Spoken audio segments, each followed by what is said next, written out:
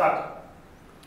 Dear UPSC aspirants, ఇప్పటి వరకు జరిగినటువంటి సెషన్స్లో రిలీజియన్స్ గురించి, హిస్టరీ గురించి మీకు అనేకమైన విషయాలు డిస్కస్ చేయడం జరిగింది. మీకు ఇంకేమైనా డౌట్స్ ఉంటే, as it is a doubts clarification session, you are most welcome. ఎవరైనా రావచ్చమ్మా. సార్, హిస్టరీలో కూడా బుద్ధిజం, జైనిజం ఉంటాయి కదా సార్. మరి ఆంథ్రోపాలజీలో కూడా బుద్ధిజం, జైనిజం ఇవన్నీ ఉంటాయి కదా, ఎందువల్ల, వాటి వల్ల యూజ్ ఏంటి? సో నీ డౌట్ ఏంటంటే, హిస్టరీలో ఆల్రెడీ బుద్ధిజం, జైనిజం చదువుతున్నాం, మరి ఆంథ్రోపాలజీలో కూడా ఎందుకు చదవాలని డౌట్ కదా. వెరీ గుడ్ క్వశ్చన్ అమ్మా, నేను ఎక్స్ప్లెయిన్ చేస్తాను ఒకసారి. మీరందరూ కూడా మంచి డౌట్ ఎక్స్ప్లెయిన్ చేశారమ్మా. జయశ్రీ కదమ్మా మీ పేరు? రైట్. చరిత్రకు వర్తమానానికి అనుసంధానమే మానవ శాస్త్రం, ఇది ఆంథ్రోపాలజీ. ఈ సందర్భంగా నీ డౌట్ క్లారిఫై చేసే ముందు మహాకవి శ్రీశ్రీ గారు చెప్పినటువంటి ఆయన మాటలు కొన్ని మనం ఒకసారి డిస్కస్ చేస్తే, ఏ యుద్ధం ఎందుకు జరిగినో, ఏ రాజ్యం ఎన్నాళ్ళుందో, తారీఖులు దస్తావేజులు ఇవి కావో ఈ చరిత్రకు అర్థం అన్నాడు. హిస్టరీలో ఏం చేస్తున్నామంటే, యుద్ధాలు ఎందుకు జరిగినాయి కాదు, ఏ రాజ్యం ఎన్ని కాదు, నువ్వు డేట్స్ చదువుతున్నావు, ఇవి కాదు ఇక్కడ మీరు చూసేది. ఈ రాణి ప్రేమ పురాణం, ఆ ముట్టడికైన ఖర్చులు, మతలబులు, కైఫేయతులు ఇవి కావో ఈ చరిత్ర సారం అన్నాడు. మీకు అర్థమేంటది? సో మనం చదువుతున్న వాటిల్లో హిస్టరీలో ఏ రాణి ఉంది, ఎలా ఉంది, ఇవన్నీ మన మెడివల్ హిస్టరీ చదివారు. ఇవి కాదు. సామ్రాజ్యపు దండయాత్రలో సామాన్యుల సాహసం ఎట్టిది, ప్రభు వెక్కిన పల్లకి కాదోయ్, అది మోసిన బోయిలు ఎవ్వరు అడుగుతున్నాడు ఆయన. కాబట్టి ఈ సామాన్యుల గురించి డిస్కస్ చేయబోతున్న ఆంథ్రోపాలజీ మీకు అర్థమవుతుంది ఒక్కొక్క దాంట్లో. అలాగనే తక్షశిల, పాటలీపుత్రం, మధ్యధరా సముద్ర తీరం, హరప్ప, మొహంజాదారో, క్రోమాగ్నాన్, గోముఖల్లో చారిత్రక విభాస సంధ్యల మానవ కథ వికాసం ఎట్టిది, ఏ దేశం ఏ కాలంలో సాధించినది ఏ పరమార్థం. ఇక్కడ మీకు అందరికీ మహాకవి శ్రీశ్రీ చెప్పినటువంటి ఆయన లిటరేచర్స్ చూడండమ్మా. మహాప్రస్థానం, మరో ప్రస్థానం, ఖడ్గ సృష్టి, ఇలాంటివన్నీ కూడా రాసేటప్పుడు ఒక లిటరేచర్ గురించి కూడా మీరు తెలుసుకోవాలి. ఈరోజు మీరు అడిగినట్టు క్వశ్చన్స్కి ఇక్కడే మీకు డౌట్ క్లారిఫై అయిపోయింది అనుకుంటున్నాను. ఎందుకంటే హిస్టరీలో చదివినాం మనం, ఈరోజు హిస్టరీలో డేట్స్ చదువుతున్నాం, మనం తారీఖులు చదువుతున్నాం. ఆ రాణి, ఆ రాజు యొక్క ప్రేమ పురాణాలకు అది కావాల్సింది. సామాన్యుడి గురించి చదువుతున్నాం, మన గురించి, మన పూర్వీకుల గురించి, ఎవల్యూషన్ ఎలా చదువుతున్నాం, మార్జినైజ్డ్ ట్రైబల్ గ్రూప్స్ చదువుతున్నాం. ఇలాంటి అనేక విషయాలు చదువుతూనే ఇక్కడ ఇవాళ మనం ఇప్పుడు అడిగినటువంటి డౌట్లో బుద్ధిజం, జైనిజం అంటే ఈ దేశంలో చెప్పాలంటే ఈ బుద్ధిజం అనేటువంటిది, జైనిజం, ఇస్లాం ఇవన్నీ కూడా, క్రిస్టియానిటీ, అనేకమైన మతాలు ఈ దేశంలో ఉన్నాయమ్మా. కొన్ని మతాలు ఇక్కడే పుట్టాయి, కొన్ని మతాలు బయట నుంచి వచ్చాయి. ఒక విధంగా భారతదేశం చెప్పాలంటే ఒక మెల్టింగ్ పాట్గా వర్ణిస్తాం మేము. అంటే ఎప్పటికప్పుడు కొత్త సంస్కృతులు ఇక్కడి నుంచి ఆవిర్భవించాయి, బయట సంస్కృతులు వచ్చినాయి, అన్నిటి తనలో ముడుచుకొని అది పరిపూర్ణంగా ముందుకెళ్తుందే ఈ భారతదేశ సంస్కృతి. కాబట్టి ఈ భారతదేశ సంస్కృతి సంపూర్ణంగా అర్థం చేసుకోవాలంటే హిస్టరీ ఒకటే సరిపోదు. ఆంథ్రోపాలజికల్ కోణం, యాంగిల్లో, ఈ మానవ శాస్త్ర కోణంలో చదివినప్పుడు మాత్రమే ఉంటుంది. అందుకోసమే అన్ని మతాలు చదువుతాం. దాంతోపాటుగా ఈ గడ్డపైన పుట్టినటువంటి హిందూ మతమే కాకుండా ఈ భారతదేశం మీద పుట్టినటువంటి బుద్ధిజం, జైనిజం ఇలాంటి చదువుతున్నాం. నువ్వు అడిగిన క్వశ్చన్లో మరి ఇవాళ మనం బుద్ధిజం యొక్క ఎఫెక్ట్ చూస్తే, ఈ బుద్ధిజం అనేది మీకు అందరికీ తెలుసు, హిస్టరీ చదివారు. ఎవరు ఫౌండరు? సిద్ధార్థ గౌతమ. ఎప్పుడు? 6th century BC. ఇవన్నీ హిస్టరీ చదివారు మీరు. మరి ఈ ఇండియాలో ఆ రోజున ఇవ్వడం కాకుండా ఇది ఒక రకమైనటువంటి మన ల్యాండ్స్కేప్ అంటాం, స్పిరిచువల్ ల్యాండ్స్కేప్, కల్చరల్ ల్యాండ్స్కేప్. ఆధ్యాత్మికమైనటువంటి కోణంలో ఈ భారతీయ సమాజం పైన, కల్చరల్ ల్యాండ్స్కేప్ ఈ సాంస్కృతికమైనటువంటి కోణంలోనూ ఇది చెప్పాలంటే ఇది అనేకమైనటువంటి సెంచరీల నుంచి మనకి ఈరోజు ప్రాముఖ్యత తగ్గినట్టు కనిపిస్తున్నా, ఈరోజు తను వేసినటువంటి ముద్ర ఏదైనా మర్చిపోకూడదమ్మా. ముఖ్యంగా ఈ బుద్ధిజం అనేటువంటిది అప్పటి వరకు మనం చదివినాం. అర్లీ వేదిక్ పీరియడ్లో నో డిస్క్రిమినేషన్, లేటర్ వేదిక్ పీరియడ్కి వచ్చేకాడికి వర్ణాశ్రమ ఇవన్నీ బలం పూనుకొని గుప్తా పీరియడ్కి వచ్చేకాడికి ఇవాళ మనం మాట్లాడుతున్నటువంటి మన దైనందిక జీవితాలను ప్రభావితం చేస్తున్నటువంటి క్యాస్టిజం, కుల వ్యవస్థ అంటున్నాం. ఈ కుల వ్యవస్థ పైన ఎలా వచ్చింది చూసాం, ఎవాల్వ్ అయింది. దీనిపైన ఒక విధంగా చెప్పాలంటే ఒక బలమైనటువంటి ఒక దెబ్బనిచ్చినటువంటిది ఈ బౌద్ధ మతం. కాబట్టి ఇది ప్రఖ్యాతినటువంటి మతంగా ఈరోజు చెప్పాలంటే ఈ భారతదేశం ఉండేటువంటి సమాజం పైన తను తీవ్రమైనటువంటి ప్రభావం చూపించింది. ముఖ్యంగా ఈరోజు మన భారతదేశంలో ఈ బౌద్ధుల యొక్క పాపులేషన్ చూస్తే దాదాపు 8.4 మిలియన్ బుద్ధిస్టులు ఉన్నారు ఈ దేశంలో. 8.4 మిలియన్ బుద్ధిస్ట్ అంటే మనకు 0.0%, అంటే అరౌండ్ 1%. సంఖ్యాపరంగా తక్కువ అనిపించవచ్చు. ఈ బౌద్ధిజం అనేటువంటిది ఈ దేశం యొక్క సంస్కృతిలో భాగమైంది. సో అలాంటి దాని గురించి తెలుసుకోవాలంటే నువ్వు హిస్టరీలో తెలుసుకోలేవు. హిస్టరీలో ఏం చూస్తావు? డేట్స్ మాత్రమే, ఏం చేశారు ఇలాంటి చదువుతున్నావు. ఇక్కడ చూసే కాళ్ళకి ఇంత 1% ఆఫ్ పాపులేషన్ బౌద్ధులు మన దేశంలో ఉన్నారంటే వీళ్ళ సంస్కృతి పైన ఈ మన సంస్కృతి ఎలా మిక్స్ అయిపోయింది భారతదేశంలో, ఏది విడదీయడం ఈ భారతదేశంలో. కాబట్టి అర్థం చేసుకోవాలంటే నీకు అర్థమేంటది, హిస్టరీ చూసినటువంటి పర్సెప్షన్ వేరే ఉంది, యాంగిల్ వేరే ఉంది. ఇక్కడ ఆంథ్రోపాలజీ చూసినటువంటి యాంగిల్ వేరే ఉంది. నీ డౌట్స్ క్లారిఫై అయిందంటాను. ఇంకెవరికైనా డౌట్స్ ఉన్నాయమ్మా? సార్ అయితే హిందూయిజంలో హోమాలు యజ్ఞాలు ఇలాంటివన్నీ ఉంటాయి కదా సార్, అలాంటప్పుడు బుద్ధిజంలో కూడా ఉంటాయా సార్? మంచి క్వశ్చన్ ఇస్తామమ్మా లహరి. రైట్, అంటే వెరీ గుడ్ క్వశ్చన్ అమ్మా. దీన్ని చెప్పాలంటే అంటే అమ్మాయి ఏమడుతుందంటే, సార్ అప్పటి వరకు ఏదైతే అర్లీ వేదిక్ పీరియడ్, ఏదైతే లేటర్ వేదిక్ పీరియడ్ అని చెప్పారో మొదట్లో మనకు డిస్క్రిమినేషన్ లేదు, అక్కడ క్యాస్టిజం లేదు. తర్వాత కాలంలో ఈ డెవలప్ అయినాయి. మరి అక్కడ ఉండేటువంటి దాంట్లో లాగానే ఇక్కడ కూడా నీకు ఉండే దాంట్లో యజ్ఞాలు హోమాలు అలాంటివి ఉండాలని ప్రశ్నించావు కదమ్మా. రైట్, మరి దీన్ని ఎక్స్ప్లెయిన్ చేయాలంటే ఇక్కడ మొట్టమొదట రిలీజియన్ అనేటువంటి కాంప్లికేట్ కూర్చుంది ఈ బుద్ధిజం రాకముందు. మీరు బాగా గమనించారంటే ఒక ఎవల్యూషన్ జరిగింది దీంట్లో కూడా, మతాల్లో భారతదేశంలో. అప్పటి వరకు ఉండేటువంటి హిందూయిజంలో తొలినాళ్ళలో లేనటువంటి ఈ క్యాస్టిజం గుప్తా పీరియడ్కి వచ్చి ఎంటర్ అయింది. మీరు బాగా గమనించుకోండి, ఎవల్యూషన్ హిస్టరీ కనపడదు మీకు.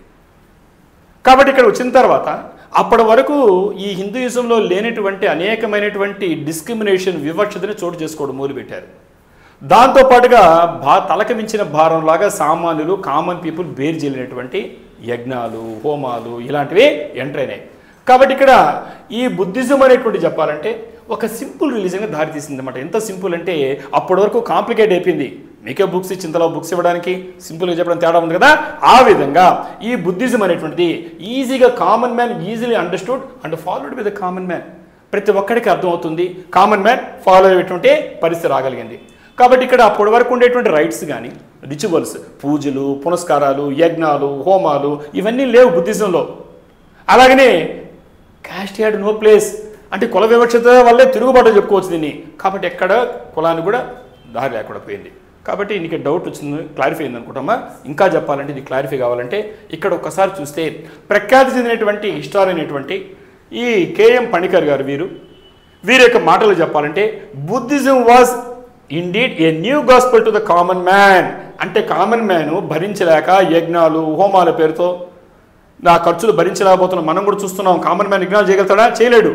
నాకు అంత బాదం పప్పు కావాలంటే జీడిపప్పు కావాలంటే టైపులో ఉంటే ఇబ్బంది పడుతుంటాడు. అలాంటివి హిందూయిజంలో చోటు చేసుకున్నప్పుడు ఒక కామన్ మ్యాన్కి సామాన్యుడికి ఒక న్యూ గాస్పెల్ అంటే దేవుని వార్త అంటారు, సువార్త అంటారు, గుడ్ న్యూస్ అంటారు. అలాంటిది బుద్ధిజం మనం కూడా చేయొచ్చు అనేటువంటి ఒక విశ్వాసాన్ని కల్పించింది. There were no secret mantras, ఎందుకంటే ఇక్కడ సీక్రెట్ మంత్రాలు లేవు. ఇప్పుడు చూస్తుంటాం ఈ మంత్రాలన్నీ సాంస్క్రిట్లో ఉంటాయి. సాంస్క్రిట్ కామన్ మ్యాన్ కాదు. అప్పటి వరకు ఉండేటువంటి వేదాలు కానీ ఉపనిషత్తులు కానీ ఇవన్నీ ఎక్కడున్నాయంటే సాంస్క్రిట్ లాంగ్వేజ్లో ఉన్నాయి. కాబట్టి ఇక్కడ ఏమైపోయింది అర్థం కావడం ఎవరికి, ఇక్కడ నో సీక్రెట్ మంత్రాస్, ఎవరికి రహస్యంగా నీకు అర్థం కావడానికి ఏమీ లేదు. అలాగే no expensive yajnas and sacrifices, ఎక్కడ కూడా నీకు ఖర్చుతో కూడినటువంటి యజ్ఞాలు హోమాలు ఇలాంటివి ఏమీ లేవు. నో సాక్రిఫైస్ అంటాం. సాక్రిఫైస్ అంటే జంతు బలులు కావచ్చు, దేవుడికి సమర్పించేది ఏదైనా కావచ్చు, దాన్ని సాక్రిఫైస్ అంటాం. అలాంటి ఏమీ ఖర్చు లేవు. ఇంకా చెప్పాలంటే no difficult doctrines as in the Upanishad. అప్పటి వరకు ఉండే ఉపనిషత్తుల్లో అనేకమైనటువంటి డిఫికల్ట్ కామన్ మ్యాన్కి అర్థం కానిటువంటి మనకు అనేకమైన డాక్ట్రిన్స్ అంటే సిద్ధాంతాలు ఇవి ఎక్కడ లేవు బుద్ధిజంలో. అంటే కామన్ మ్యాన్కి ఈ రిలీజన్ అది సింపుల్ అయిపోయింది, సింప్లిఫికేషన్ అంటారు. అందుకే అంటే సామాన్యుకే సరళతరమైనటువంటి మతం ఏంటంటే బుద్ధిజం.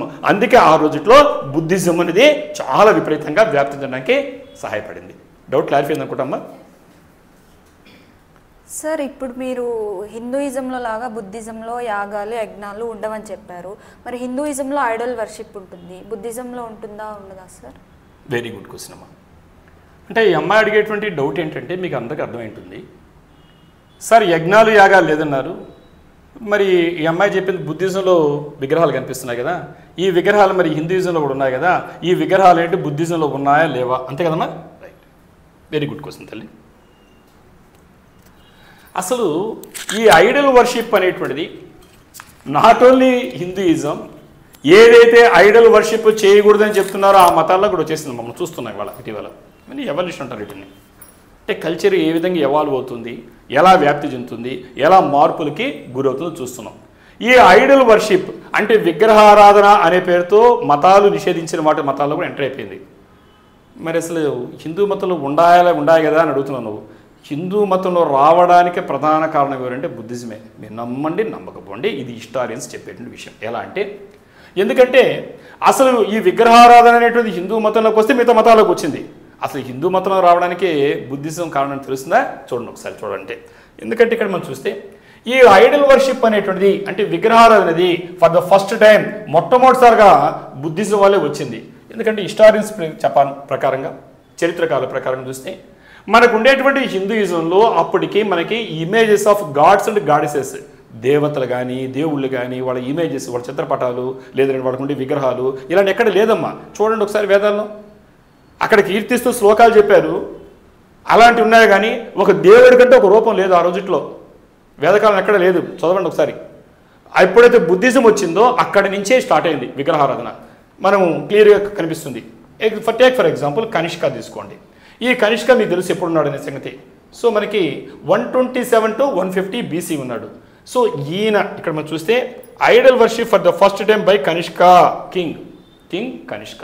మొట్టమొదటిసారిగా మనకు ఉండేటువంటి రికార్డ్స్ ప్రకారంగా చరిత్రకారులు చెప్పిన ప్రకారంగా మనం ఎవరైతే కనిష్క పీరియడ్ అనేటువంటి 127 to 150 BC ఉందో ఆయన కాలం నుంచి ఈ యొక్క బుద్ధుడిని ఆరాధించడం అనే పేరుతో ఐడల్ వర్షిప్ అంటే విగ్రహారాధన భారతదేశంలోకి మతాల్లోకి ఎంటర్ అయింది. అలాగనే మనం చూస్తే వీళ్ళు ఎప్పుడు ఎందుకంటే లార్డ్ బుద్ధాని పూజించడం మొదలుపెట్టారు ఐడల్ రూపంలో, విగ్రహాల రూపంలో. ఎప్పుడైతే విగ్రహాల రూపంలో మొదలుపెట్టాడో హిందూయిజం అంటే తర్వాత ఇప్పుడు మనం చెప్తున్నటువంటి విగ్రహారాధన ఈ హిందూ మతం అనేది ఇది బారో చేసుకుంది, అప్పు తెచ్చుకుంది. ఎక్కడి నుంచి తెచ్చుకుంది? అరువు తెచ్చుకుంది. ఎక్కడి నుంచి అమ్మా? బుద్ధిజం నుంచి.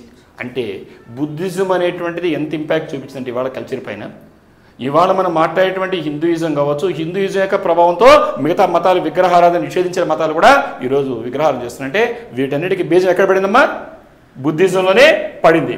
అలాగనే మనం చూస్తే ఎందుకంటే వేదకాలంలో ఏమున్నాయంటే ఇక్కడ కేవలం వాళ్ళు ఏం చేశారంటే symbols of various gods in open and idol worship did not exist. ఇప్పుడే చెప్పాను, ఓపెన్ ప్లేస్లో గుడులు లేవు. వేదకాలంలో నో టెంపుల్స్. ఓపెన్గా కూర్చొని వాళ్ళు ఒక సింబల్స్ దాంతో ప్రార్థించారు. నీకు అది వాయువు కావచ్చు, అగ్నిదేవుడు ఇలాంటి పేర్లతో పూజించేవాడు. ఎక్కడ కూడా విగ్రహాలు ఎక్కడ లేవు, ఎక్కడ టెంపుల్స్ ఉండేటివి కాదు వేదకాలంలో. కాబట్టి ఈ ఆర్యన్ రిలీజన్ ఏమైతే పిలుస్తున్నామో హిందూ రిలీజన్లో అది కేవలం సాక్రిఫైజెస్ మాత్రమే ఉన్నాయి, ఓపెన్గా. అది కూడా అంటే ఎక్కడ గుడి రూపంలో 4 గోడల మధ్య బంధించకుండా దేవుడిని ఓపెన్గా పూజిస్తూ అగ్నిదేవుడు, వాయుదేవుడు ఈ విధంగా పిలుస్తూ ఓపెన్గా సాక్రిఫైజెస్ వాళ్ళకి అర్పించడం. బలులనే కాదు, దేవుడికి నీవు అర్పించడం అనే దాన్ని విశ్వాసాన్ని బిలీఫ్స్ ఇన్ సాక్రిఫైస్ అంటాం. ఇవన్నీ మనకు చరిత్రలో కనిపిస్తున్నాయి. ఓపెన్ ప్లేస్లో ఎక్కడ కూడా ఐడల్షిప్ లేదు. అయితే కేవలం only after the spread of Buddhism, ఈ బుద్ధిజం అనేటువంటిది వ్యాప్తి చెందిన తర్వాత మాత్రమే ఈ రకంగా వర్షిప్ అంటే ఐడల్ అనేది అది బాగా పాపులర్ అయిపోయి దాని తర్వాత ఈ బుద్ధిస్టుల నుండి ఎప్పుడైతే స్తూపాలు కట్టడం మొదలుపెట్టారు. స్తూపం తెలుసు కదా మీకు అందరికీ కూడా, విహారాసు, చైత్యాసు ఇలా ఉంటారు. స్తూపాస్ అనేసి చరిత్రలో చదువుంటారు హిస్టరీలో. ఏవైతే ఈ బౌద్ధుడిని దేవుడిగా భావిస్తూ ఆయనకు సంబంధించినటువంటి హెయిర్ కావచ్చు, టీత్ కావచ్చు, బోన్స్ కావచ్చు, ఇలాంటి తెలుగులో ధాతువులు అంటారు, ఇంగ్లీష్లో రెమనెంట్స్ అంటారు. వీటిని ఆనవాళ్ళగా పవిత్రంగా భావిస్తూ ఎక్కడైతే స్తూపం కట్టారో అంటే అక్కడి నుంచి స్టార్ట్ అయింది ఐడల్ వర్షిప్ అంటే విగ్రహారాధన. ఎప్పుడైతే ఈ విధంగా వాళ్ళు ఈ లార్డ్ బుద్ధ అనే పేరుతో ఆయనకు సంబంధించిన రెమనెంట్స్, తెలుగులో ధాతువులు అంటున్నాం, ధాతువు అని తెలిసిపోయింది మీకు, ఆయనకు సంబంధించినటువంటి అవశేషాలని పవిత్రంగా పరమ పవిత్రంగా భావిస్తూ సేక్రెడిటీగా భావిస్తూ స్తూపం అనే పేరుతో కట్టారంటే అది ఐడల్ వర్షిప్ అంటే టెంపుల్ కన్స్ట్రక్షన్కి దారితీసి దాని తర్వాత హిందువులు అనేవాళ్ళు దీన్ని ఎగ్జాంపుల్గా తీసుకొని ఒక రోల్ మోడల్గా తీసుకొని టెంపుల్స్ కట్టడం మొదలుపెట్టారు. ఈ టెంపుల్స్ కట్టుకున్న తర్వాత దేవుళ్ళకి మీకు తెలిసిందే. మనం ఈ రోజు మనం చెప్పాలంటే ఈ ఐడల్స్ విగ్రహారాధన కావచ్చు, ఎరక్షన్ ఆఫ్ టెంపుల్స్ అనేటువంటిది ఒక విధంగా చెప్పాలంటే లెగసీస్ ఆఫ్ బుద్ధిజం అంటాం. అంటే బుద్ధిజం యొక్క వారసత్వమే ఈ రోజు మనం చూస్తున్నటువంటి హిందూ మతం కావచ్చు, హిందూ మతం ఆధారంగా మిగతా మతాలు కానీ ఏదైతే విగ్రహారాధన నిషేధించిన వాళ్ళు కూడా ఇది చేస్తున్నారంటే వీటికంతా కూడా వారసత్వం ఎక్కడ వచ్చింది? Legacies of Buddhism. అంటే బుద్ధిజం యొక్క వారసత్వంగా భావించు. అంటే విగ్రహారాధన ఎవరితో ప్రారంభమైందమ్మా? ఏ మతంతో ప్రారంభమైంది? బుద్ధిజంతో ప్రారంభమైంది. ఇది హిస్టారియన్స్ చరిత్రకారుల యొక్క అభిప్రాయం. ఓకే సార్, ఇప్పుడు బుద్ధిజం కన్నా ముందే బ్రాహ్మణికల్ రిలీజన్ ఉంది. అటువంటిప్పుడు బుద్ధిజం వచ్చిన తర్వాత బ్రాహ్మణికల్ రిలీజన్ పైన ఎలాంటి ప్రభావం చూపించింది సార్? వెరీ గుడ్ క్వశ్చన్ తరే Lahari. I will explain. Sir, అంటే లహరి డౌట్ ఏంటంటే ఆల్రెడీ ఒక మతం ఉంది, ఒక రిలీజన్ ఉంది. ఈ రిలీజన్ ఉన్నప్పుడు అంటే ఏ రిలీజన్ ఉంది?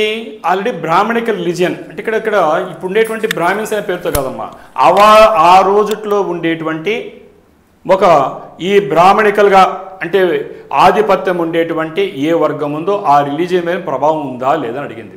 వెరీ గుడ్ క్వశ్చన్ తల్లి. ఇప్పుడు మనం కామన్ ఉండేటువంటి ఈ పొలిటికల్ సీనియర్లో చూస్తే ఒక పొలిటికల్ పార్టీ ఉంటుంది. ఆ పొలిటికల్ పార్టీలో ఎలాంటి ఇబ్బందులైనా పడుండొచ్చు. ఏ పొలిటికల్ పార్టీ అయినా కావచ్చు. నేను ఇక్కడ జనరల్గా మాట్లాడుతున్నా, ఏ పొలిటికల్ పార్టీ కాకుండా. ఒక కొత్త పార్టీ వచ్చింది. జనరల్గా ఏం చేస్తారు? ఆ కొత్త పార్టీ కానీ దాంట్లో అంత ముందు ఉండేటువంటి దాంట్లో చెడు ఏమన్నా ఉంటే ఆ చెడుని వెండగడుతూ మంచి చేస్తామంటే స్వీకరిస్తారు లేరమ్మా మీరు? నేను కాంటెంపరీ అడుగుతున్నా, ఆంథ్రోపాలజీ కాబట్టి. స్వీకరిస్తారు లేరు మీరు? ఏ పొలిటికల్ పార్టీలు ఎప్పటికప్పుడు చెడు ఉంటే ఆ చెడుని ఖండిస్తూ ఉంటారు. కామన్ రిలీజన్ కూడా అంతే. సో ఆ విధంగా చూసినప్పుడు ఇక్కడ మనం బ్రాహ్మణికల్ రిలీజన్ పైన ఈ బుద్ధిస్ట్ యొక్క థాట్స్ కానీ ఎథిక్స్ కానీ ఈ ఖచ్చితంగా ప్రభావం, ప్రొఫౌండ్ ఇన్ఫ్లుయెన్స్ అమ్మా. అంటే గ్రేట్ ఇన్ఫ్లుయెన్స్, మామూలు కాదు. అప్పటి వరకు ఒక మతం ఉంది, కొత్త మతంలోకి ఎందుకు వచ్చారు? ఆ మతంలో ఆ రిలీజియన్లో ఆ కామన్ పీపుల్ వాళ్ళు సఫర్ అయ్యారు కాబట్టి ఎందుకంటే బెటర్గా ఏదో చేస్తారనే ఉద్దేశంతో ఖచ్చితంగా ఈ బుద్ధిజాన్ని ఆదరించినప్పుడు డెఫినెట్గా అంత ముందుండేటువంటి రిలీజియన్ పైన అది ప్రొఫౌండ్ రిలీజియన్ చూపించింది. అప్పుడు రిలీజియన్ ఏంటి?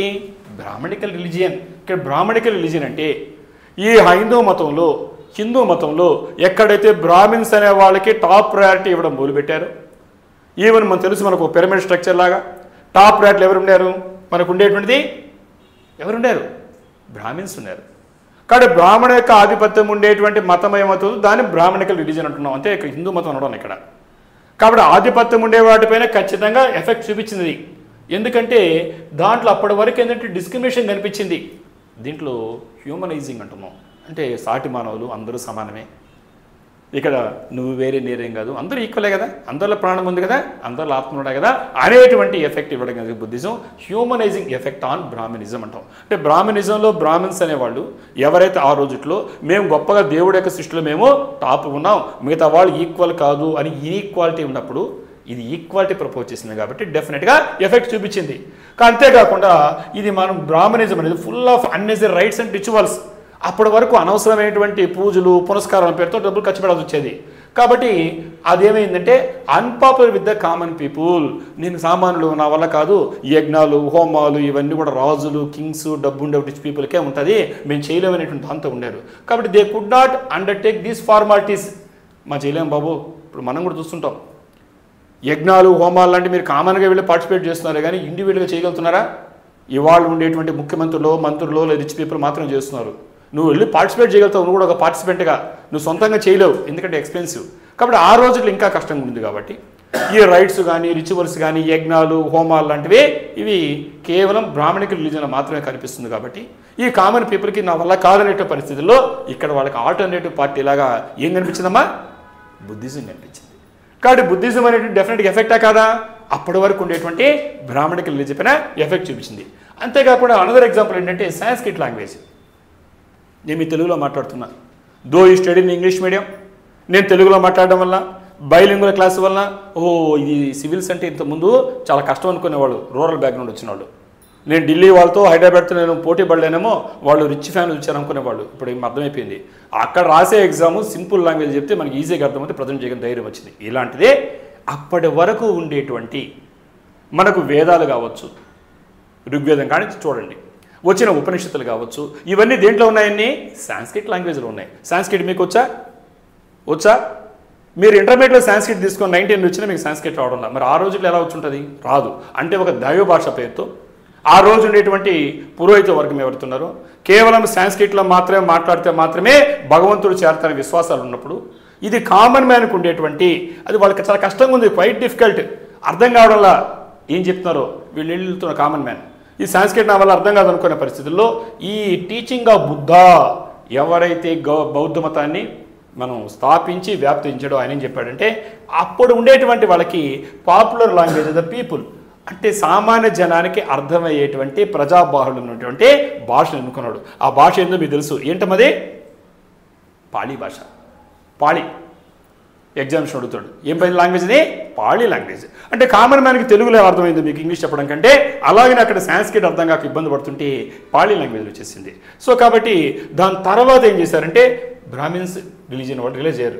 ఇలాగనే ఉంటే మన మతంలో నుంచి ఇప్పుడు మతం మార్పిడి అంటుంటాం, ఇలా వెళ్ళిపోతారు భయపడి రిలీజ్ అయ్యి వాళ్ళు ఏం చేశారంటే వాళ్ళ దగ్గర ఉండేటువంటి ఏమైతే ఉన్నాయో రిఫార్మ్స్ చేసుకోవడం మొదలుపెట్టారు, మతాన్ని సంస్కరించుకోవడం మొదలుపెట్టారు.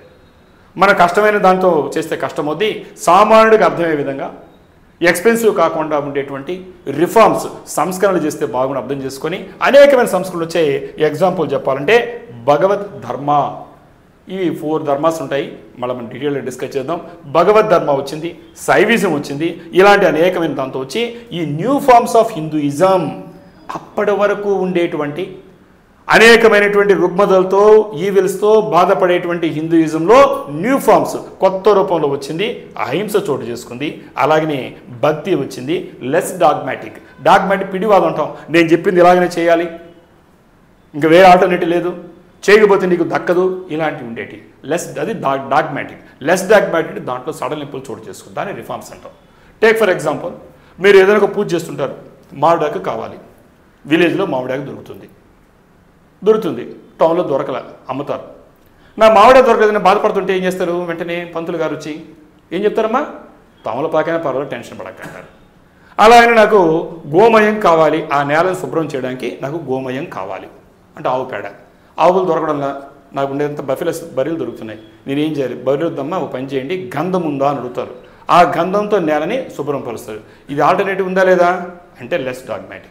ఇంతకుముందు లేకపోతే నీకు ఫలితం తక్కువదేంటి ఫీలింగ్లో నుంచి ఎగ్జాంపుల్ మాత్రమే చెప్పాను. ఈ విధంగా మన హిందూయిజంలో ఉండేటువంటి అనేకమైనటువంటి రిఫార్మ్స్కి, అనేకమైనటువంటి సంస్కరణలకి బీజము పడిందా లేదా? పడింది. కాబట్టి అప్పుడు ఉండేటువంటి బ్రాహ్మణిక రిలీజియన్ ఎఫెక్టా కాదా? చెప్పండి. మీకే ఎఫెక్ట్ ఇచ్చిందా? చెప్పుకుంటే అనేకమైన అంశాలు ఉన్నాయి, మీకు బ్రీఫ్ గా సరిపోద్ది అనుకుంటున్నాను. ఏంటమ్మా సార్, బుద్ధిజంలో క్యాస్ట్ సిస్టమ్ అనేది ఉందా సార్? బుద్ధిజంలో క్యాస్టిజం ఉందా లేదా? Caste system, right. కుల వ్యవస్థ ఉందా లేదా? రైట్ అమ్మా. ఆమె అడిగినటువంటి డౌట్ మీకు తెలుసు, ఎందుకంటే అసలు ఇది ఒక ఆల్టర్నేటివ్ పొలిటికల్ పార్టీ. నేను కంపేర్ చేయడం కరెక్ట్ కాకపోయినా అలాగని చెప్పాను. అప్పటి వరకు ఉండేటువంటి ఒక పార్టీ పైన తిరుగుబాటే నెక్స్ట్ వచ్చే పార్టీ అనుకుంటారు, ఏ పార్టీ అయినా కావచ్చు. అలాగనే ఒక మతం అనేది ఉన్నప్పుడు ఒక కొత్త మతం వచ్చిందంటే ఆ కొత్త మతాన్ని జనం అవలంబించాలంటే ఖచ్చితంగా ఏముండాలి? అంత ముందుండేటువంటి దాంట్లో అలాంటి ఈవిల్స్ ఉండాలా ఉండకూడదా? ఉండకూడదు. మరి ఖచ్చితంగా మనం చూస్తే ఈ blow to the caste system అప్పటి వరకు ఏముందని చెప్పాను? తొలి వేద కాలంలో, ఋగ్వేద కాలంలో వర్ణాశ్రమ ఉంది.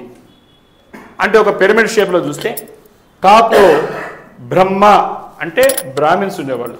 ఇక్కడ మనం చూస్తే మీకు ఐడియా వస్తుంది. ఇక్కడ చూడండి, అప్పటి వరకు ఉండింది. అంటే పురుష అంటే డివైన్ అంటే దేవుడు. ఈ దేవుడు అంటే బ్రహ్మ అని పేరుతో పిలుస్తున్నాం.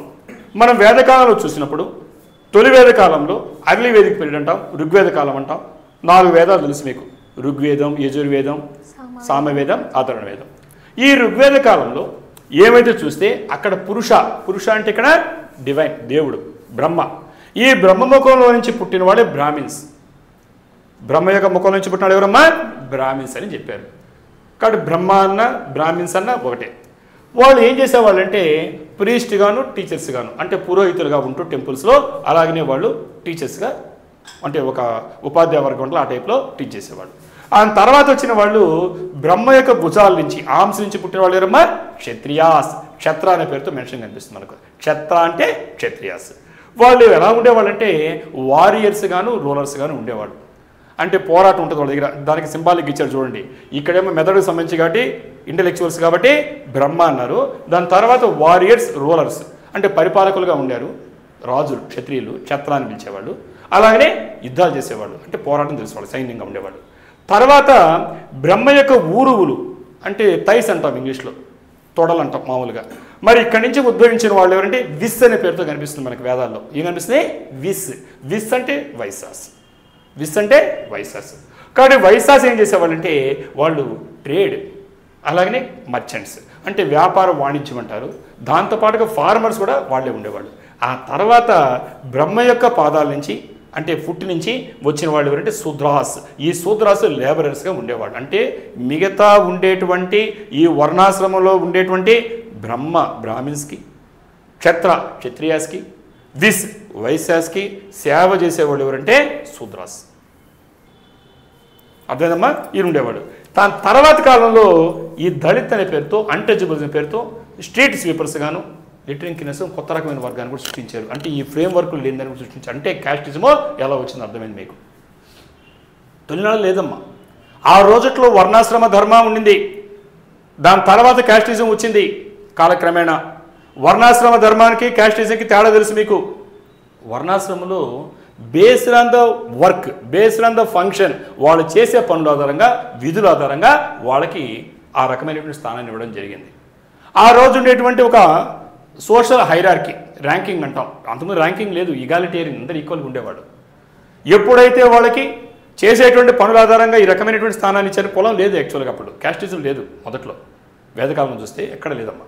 ఆ తర్వాత ఎప్పుడైతే నెమ్మదిగా అంటే వాళ్ళకి ఎట్లా ఉండిందంటే మొబిలిటీ ఉంది, ఛాన్స్ ఉంది, సోషల్ మొబిలిటీ అంటాం.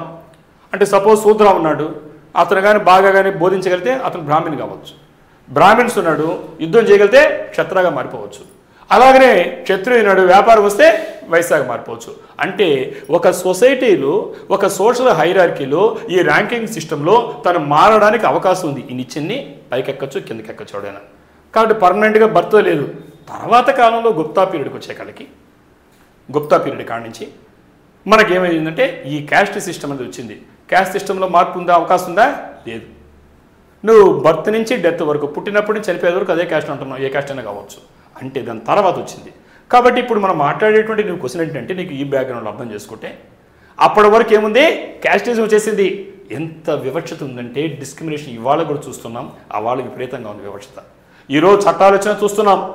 అక్కడక్కడ మనకి ఈరోజు రాజ్యాంగం వచ్చినటువంటి ఇన్ని సంవత్సరాల తర్వాత కూడా ఎక్కడ కూడా దాడులు జరుగుతున్నాయి, డిస్క్రిమినేషన్ జరుగుతుంది తెలిసి తెలియకుండా. కాబట్టి ఆ రోజు ఉండే పరిస్థితిలో చాలా విపరీతంగా ఉంది. అంటే రాజులు వాళ్ళంతా కూడా వీళ్ళు శ్రామికులు, వీళ్ళు నోరు విప్పలేనటువంటి పరిస్థితులు, డెమోక్రసీ లేవు, ఈక్వాలిటీ లేదు, చాలా విపరీతమైనటువంటి పరిస్థితులు. అలాంటప్పుడు ఒక పొలిటికల్ సిస్టంలో ఒక ఆల్టర్నేటివ్ పార్టీ వస్తే ఎలా ఉంటుందో, ఒక రిలీజియన్ రూపంలో, మతం రూపంలో ఇక్కడ ప్రవేశించిన మతం ఏంటంటే బౌద్ధ మతం. ఇవాళ కూడా చూస్తున్నారు చాలామంది, ఇవాళ బౌద్ధిజాన్ని ఇవాళ కూడా తీసుకుంటారు, డిస్క్రిమినేషన్ వల్ల వెళ్ళిపోతున్నారు. మరి ఆ రోజుట్లో ఒక్కసారిగా ఇక్కడైతే ఈక్వాలిటీ ఉంటుంది, నో క్యాస్ట్ అనే పేరుతో వెళ్ళిపోయారు. సో ఆ విధంగా చూసినప్పుడు మీకు అడిగినటువంటి క్వశ్చన్కి ఇప్పుడు నీకు క్లియర్గా it was a blow to the caste system. అవునా కదా చెప్పండి? అప్పటి వరకు ఉండేటువంటి కుల వ్యవస్థ, అప్పటి వరకు ఉండే క్యాస్ట్ సిస్టమ్ పైన అది మంచి దెబ్బ కదా, బ్లోరా కదా? చెప్పండి ఒకసారి. కాబట్టి ఈ బుద్ధిజం అనేటువంటిది అది ఎలా చెప్పచ్చు అంటే మనకు అది ఒక చెప్పాలంటే ఒక social mall practices, religious mall practices రెండు చెప్తున్నాను. Social mall practices, religious mall practices. Religious అంటే మతపరమైనటువంటి వివక్ష జరుగుతుంది, మాల్ ప్రాక్టీస్ జరుగుతుంది. అలాగనే మనకు సొసైటీలో చూస్తామంటే సమాజం వివక్ష జరుగుతుంది. వీటిపైన రివోల్ట్, తిరుగుబాటు లాంటివి చెప్పచ్చు. ఏంటమ్మా? బుద్ధిజం తర్వాత వచ్చింది. అంటే మనం గమనిస్తూ జాగ్రత్తగా పరిశీలిస్తే అప్పటి వరకు లేనటువంటి క్యాస్ట్ సిస్టమ్ ఎంటర్ అయింది వర్ణాశ్రమంలోకి. పైగా మనకి నో మొబిలిటీ అంటున్నాడు, మార్చుకోవడానికి లేదు బర్త్ కాడి నుంచి. ఇక్కడేమంటాడు బుద్ధిజంలో ఈక్వల్, ఈగాలిటేరియన్ అంటున్నాడు. కాబట్టి డెఫినెట్గా ఆ రోజు ఉండేటువంటి ఈ సోషల్ ఈవెల్స్ పైన, సోషల్ మాల్ ప్రాక్టీస్ పైన, రిలీజియస్ ఈవెల్స్, లోపల టెంపుల్కి ఎంటర్ అవడానికి లేదంటున్నారు, వాటిపైన డెఫినెట్గా అక్కడ ఉండేటువంటి ప్రివైలింగ్ కొనసాగుతున్న హిందూయిజం పైన ఇది ఒక రివోల్ట్, తిరుగుబాటుగా చెప్పుకోవచ్చు. అర్థమేంటది నీకు? కాబట్టి అది ఒక విధంగా చెప్పాలంటే సోషల్ ఈవెల్స్ ఖండించింది, ఫ్యాటల్ బ్లో ఇచ్చింది, చావు దెబ్బతీయడం అంటారు క్యాస్ట్ సిస్టమ్ పైన. కాబట్టి ఈ విధంగా మనకు ఈక్వాలిటీ ఆఫ్ మ్యాన్హుడ్, అందరూ సమానమే, ఇక్కడ ఎవరు గొప్పవాళ్ళు, ఎవరు పుట్టుకతో గొప్పవాళ్ళు, ఈ తక్కువ అనే భేదాలు లేదు అనేటువంటి దాన్ని ప్రబోధించింది ఏదమ్మా బౌద్ధ మతం. కాబట్టి ఇక్కడ ఈక్వాలిటీ ఆఫ్ మ్యాన్హుడ్, కాబట్టి ఉండే కాడికి attracted followers from the cast. కాబట్టి ఈ కుల వ్యవస్థలో క్యాస్టిజంలో ఉండేవాళ్ళంతా మన ఎందుకు డిస్క్రిమినేషను, బ్రాహ్మిన్స్ వర్గం వెళ్ళాల, మిగతా వాళ్ళు వెళ్ళాల, ఈ నిమ్న వర్గాలు లోయర్ క్యాస్ట్ అనే పేరుతో ఎవరైతే డిస్క్రిమినేషన్ ఉన్నారో వాళ్ళంతా మొదలుపెట్టారు. కాబట్టి ఇక్కడ the rigours of the caste system broke down. అప్పటి వరకు ఉండేటువంటి క్యాస్ట్ సిస్టమ్ కుల వ్యవస్థ పైన ఒక్కసారిగా అది ఫ్యాటల్ బ్లో ఇచ్చింది, అది విచ్ఛిన్నం చేసింది కుల వ్యవస్థని. కాబట్టి ఈ రోజు మనకు అర్థం కాదు, కానీ ఆ రోజుల్లో ఎంత పెద్ద రివోల్ట్ అంటే బౌద్ధిజం మీకు అర్థమేంటది డౌట్ క్లారిఫై అయింది అనుకుంటా. అంటే దీంట్లో క్యాస్టిజం ఉన్నట్టా లేనట్టా? లేదు, డిస్క్రిమినేషన్ అంతకుముందు ఉంది. కాబట్టి అంతకుముందు ఉండేటువంటి క్యాస్ట్ డిస్క్రిమినేషన్ ఇక్కడ బుద్ధిజం లేదు, కాబట్టే వాళ్ళు అట్రాక్ట్ కాగలిగారు. సార్, మన భారతదేశంలోనే కాకుండా బుద్ధిజం ఇంకా ఏ దేశాల్లో ఉంది సార్? సో భారతదేశంలో పుట్టింది, బుద్ధిజం వేరే దేశాల్లో ఉందా లేదా? ఎస్, రైట్ అమ్మా, ఆన్సర్ చేస్తాం. మనకి ఈ బుద్ధిజం వల్ల మన భారతదేశంలో పుట్టినటువంటి అనేక మతాలు పుట్టాయి. ఈ అనేక మతాల్లో మనం చూసినట్లయితే దాంట్లో హిందూయిజం కాకుండా బౌద్ధ మతం కానీ జైన మతం కానీ ఇలాంటివి వచ్చాయి. మరి ఈ బౌద్ధ మతం అనేటువంటిది ఈ మతాలు ఇక్కడ పుట్టిన తర్వాత ఈ వ్యాప్తి చెందడం వల్ల ఏమైందంటే అప్పటి వరకు మనం ఎలా ఉండేవాళ్ళం అంటే నార్థన్ హిమాలయాస్ మనం చెప్తుంటాం, ఇండియన్ ఓషన్లో చెప్పుకునేవాళ్ళం. అంటే మనం బౌండ్ అయిపోయింది మన సొసైటీ. కానీ ఎప్పుడైతే మనకు ఈ అవుటర్ వరల్డ్తో ఈ కాంటాక్ట్స్ ఏర్పడడానికి కారణం ఏంటంటే ఈ మత వ్యాప్తి అనేది చాలా ఉపయోగపడింది. ఎస్పెషల్లీ ఎందుకంటే ఒక మతాన్ని వ్యాప్తి చేయడం అనే దాన్ని మిషనరీ యాక్టివిటీ అంటారు. ఏమంటారమ్మా? Missionary activity. కానీ బుద్ధిజం అనేది మిషనరీ రిలీజియన్. కొన్ని మతాలు వాళ్ళ పనులు చేసుకెళ్తుంటారు, కొన్ని రిలీజియన్స్ ఏం చేస్తాయంటే మిషనరీ యాక్టివిటీ వ్యాప్తి చెందుతాయి అనమాట. ప్రజల్లోకి వెళ్ళి ఇలా ఉంది, మా మతంలో ఇలాంటి ఉన్నాయి, మీరందరూ చాడండి, ఇలాంటి బెనిఫిట్స్ ఉంటాయి, ఇలా చెప్తాని మిషనరీ యాక్టివిటీ అంటారు. ఆ మిషనరీ యాక్టివిటీ ఎలా జరుగుతుందంటే నువ్వు హాస్పిటల్స్ రూపంలో కావచ్చు, లేదంటే వైద్యం కానీ విద్య కానీ ఇలాంటి వ్యాప్తి చెందుతూ ఈ మతంలో ఉండేటువంటి ప్రత్యేకతల్ని మంచిదనాన్ని జనాలకి తెలియపరుస్తూ చేస్తేనే మిషనరీ యాక్టివిటీ అంటాం. కాబట్టి మనకు కొన్ని మతాలకు అసలు మామూలుగా ఉంటాయి.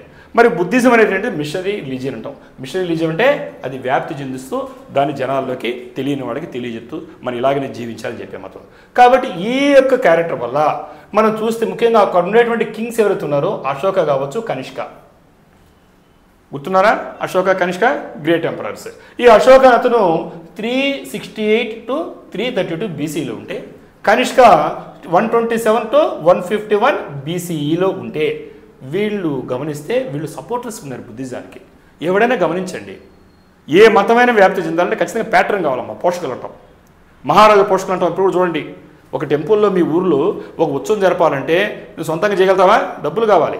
వినాయక చవితి చేయాలంటే డబ్బులు కావాలి, దసరా చేయాలంటే డబ్బులు కావాలి, ప్రతి దానికి డబ్బులు కావాలి, అంతేనా కదా? దాని సపోర్ట్ కావాలి. కాబట్టి అందరూ కలుసుకొని ఆ ఊరంతా కలిసి చేస్తే ఇంకా బాగా గ్రాండ్ జరుగుతాయి ఉత్సవాలు కానీ జాతరలు కానీ చూస్తుంటాం. గవర్నమెంట్ కూడా టేకప్ చేస్తుంది. మరి ఆ రోజుల్లో ఏ బుద్ధిజం అయితే ఉందో ఈ బుద్ధిజానికి కూడా ఇలాంటి సపోర్ట్ అవసరమైంది. వాటిలో మహారాజులు అయినటువంటి గ్రేట్ ఎంపరర్స్ అయినటువంటి అశోక కావచ్చు, కనిష్క కావచ్చు, వీళ్ళందరూ కూడా ఏం చేశారంటే గ్రేట్ సపోర్టర్స్గా ఉన్నారు బుద్ధిజానికి. ఎప్పుడైతే గ్రేట్ సపోర్టర్స్ ఉన్నారో ప్రధానంగా మహారాజు పోషకులు రాజు అనుకుంటే ఏముంది, రాజు దలుచుకుంటే దెబ్బలో కొదవ అంటారు. మరి మహారాజు పోషకులు రాజులే ఉన్నారు కాబట్టి వాళ్ళు ఏం చేశారంటే ఇది మిషనరీ రిలీజియన్ కాబట్టి వ్యాప్తి చెందించే కాబట్టి స్ప్రెడ్ టు ఫారిన్ కంట్రీస్, ఇతర దేశాలకు వ్యాప్తి చేయించారు. అంటే వ్యాప్తి చేయాలి, ఆ మతాన్ని జనాలు తీసుకెళ్ళాలి, ఆ మతాన్ని నేను అవలంబిస్తున్నా, నేను నమ్ముతున్నా అనుకున్నారు అశోకుడు కావచ్చు, కనిష్కుడు కావచ్చు. సో వాళ్ళు ఏం చేశారంటే ఆ రోజు నుండి China, Japan, Mongolia, Burma, Java, Sumatra, Tibet, Ceylon ఈ విధంగా అనేక దేశాలకి ఈ మతాన్ని తీసుకెళ్లారు. అప్పుడు ఏమవుద్ది, అప్పటి వరకు మన భారతదేశానికి వెళ్ళేటువంటి కాంటాక్ట్స్ బాహ్య ప్రపంచంతో అవుట్ సైడ్ వరల్డ్కి ఏర్పడ్డాయా లేవా చెప్పమ్మా? అయినాయి. సో ఆ విధంగా మనకు ఈ profound influence the culture and civilisation of those countries. ఇప్పుడు కూడా చూడండి, మనం ఏదైనా దేశానికి వెళ్తాం, ఫారిన్కి, అమెరికాకి వెళ్తారు, అక్కడ నీకుండే కల్చర్ వాళ్ళు ఖచ్చితంగా నువ్వు చూపిస్తావు, ఓ ఇదేంటి ఇండియన్స్ వచ్చారు వీళ్ళ ఉందని ఫాలో అవుతారు. నువ్వు వస్తే ఏం చేస్తావు, అక్కడుండే కల్చర్ మోసుకొస్తావు మళ్ళీ మీ దేశానికి, వస్తావా లేవా? అంటే కల్చరల్ ఎక్స్చేంజ్ జరుగుతుందన్నమాట. అంటే సంస్కృతి అనేది ఒక చోట నుంచి ఒకటికి వ్యాప్తి చెందడానికి అవకాశం ఉంది. కాబట్టి not only the spread of religion, వాళ్ళు మతాన్ని వ్యాప్తి చెందుకో తెలియకుండానే కల్చర్ మనకుండే సంస్కృతిని ఆ దేశాలు తీసుకెళ్లారు, అక్కడ ఉండే దాన్ని కూడా తీసుకురావడం జరిగింది.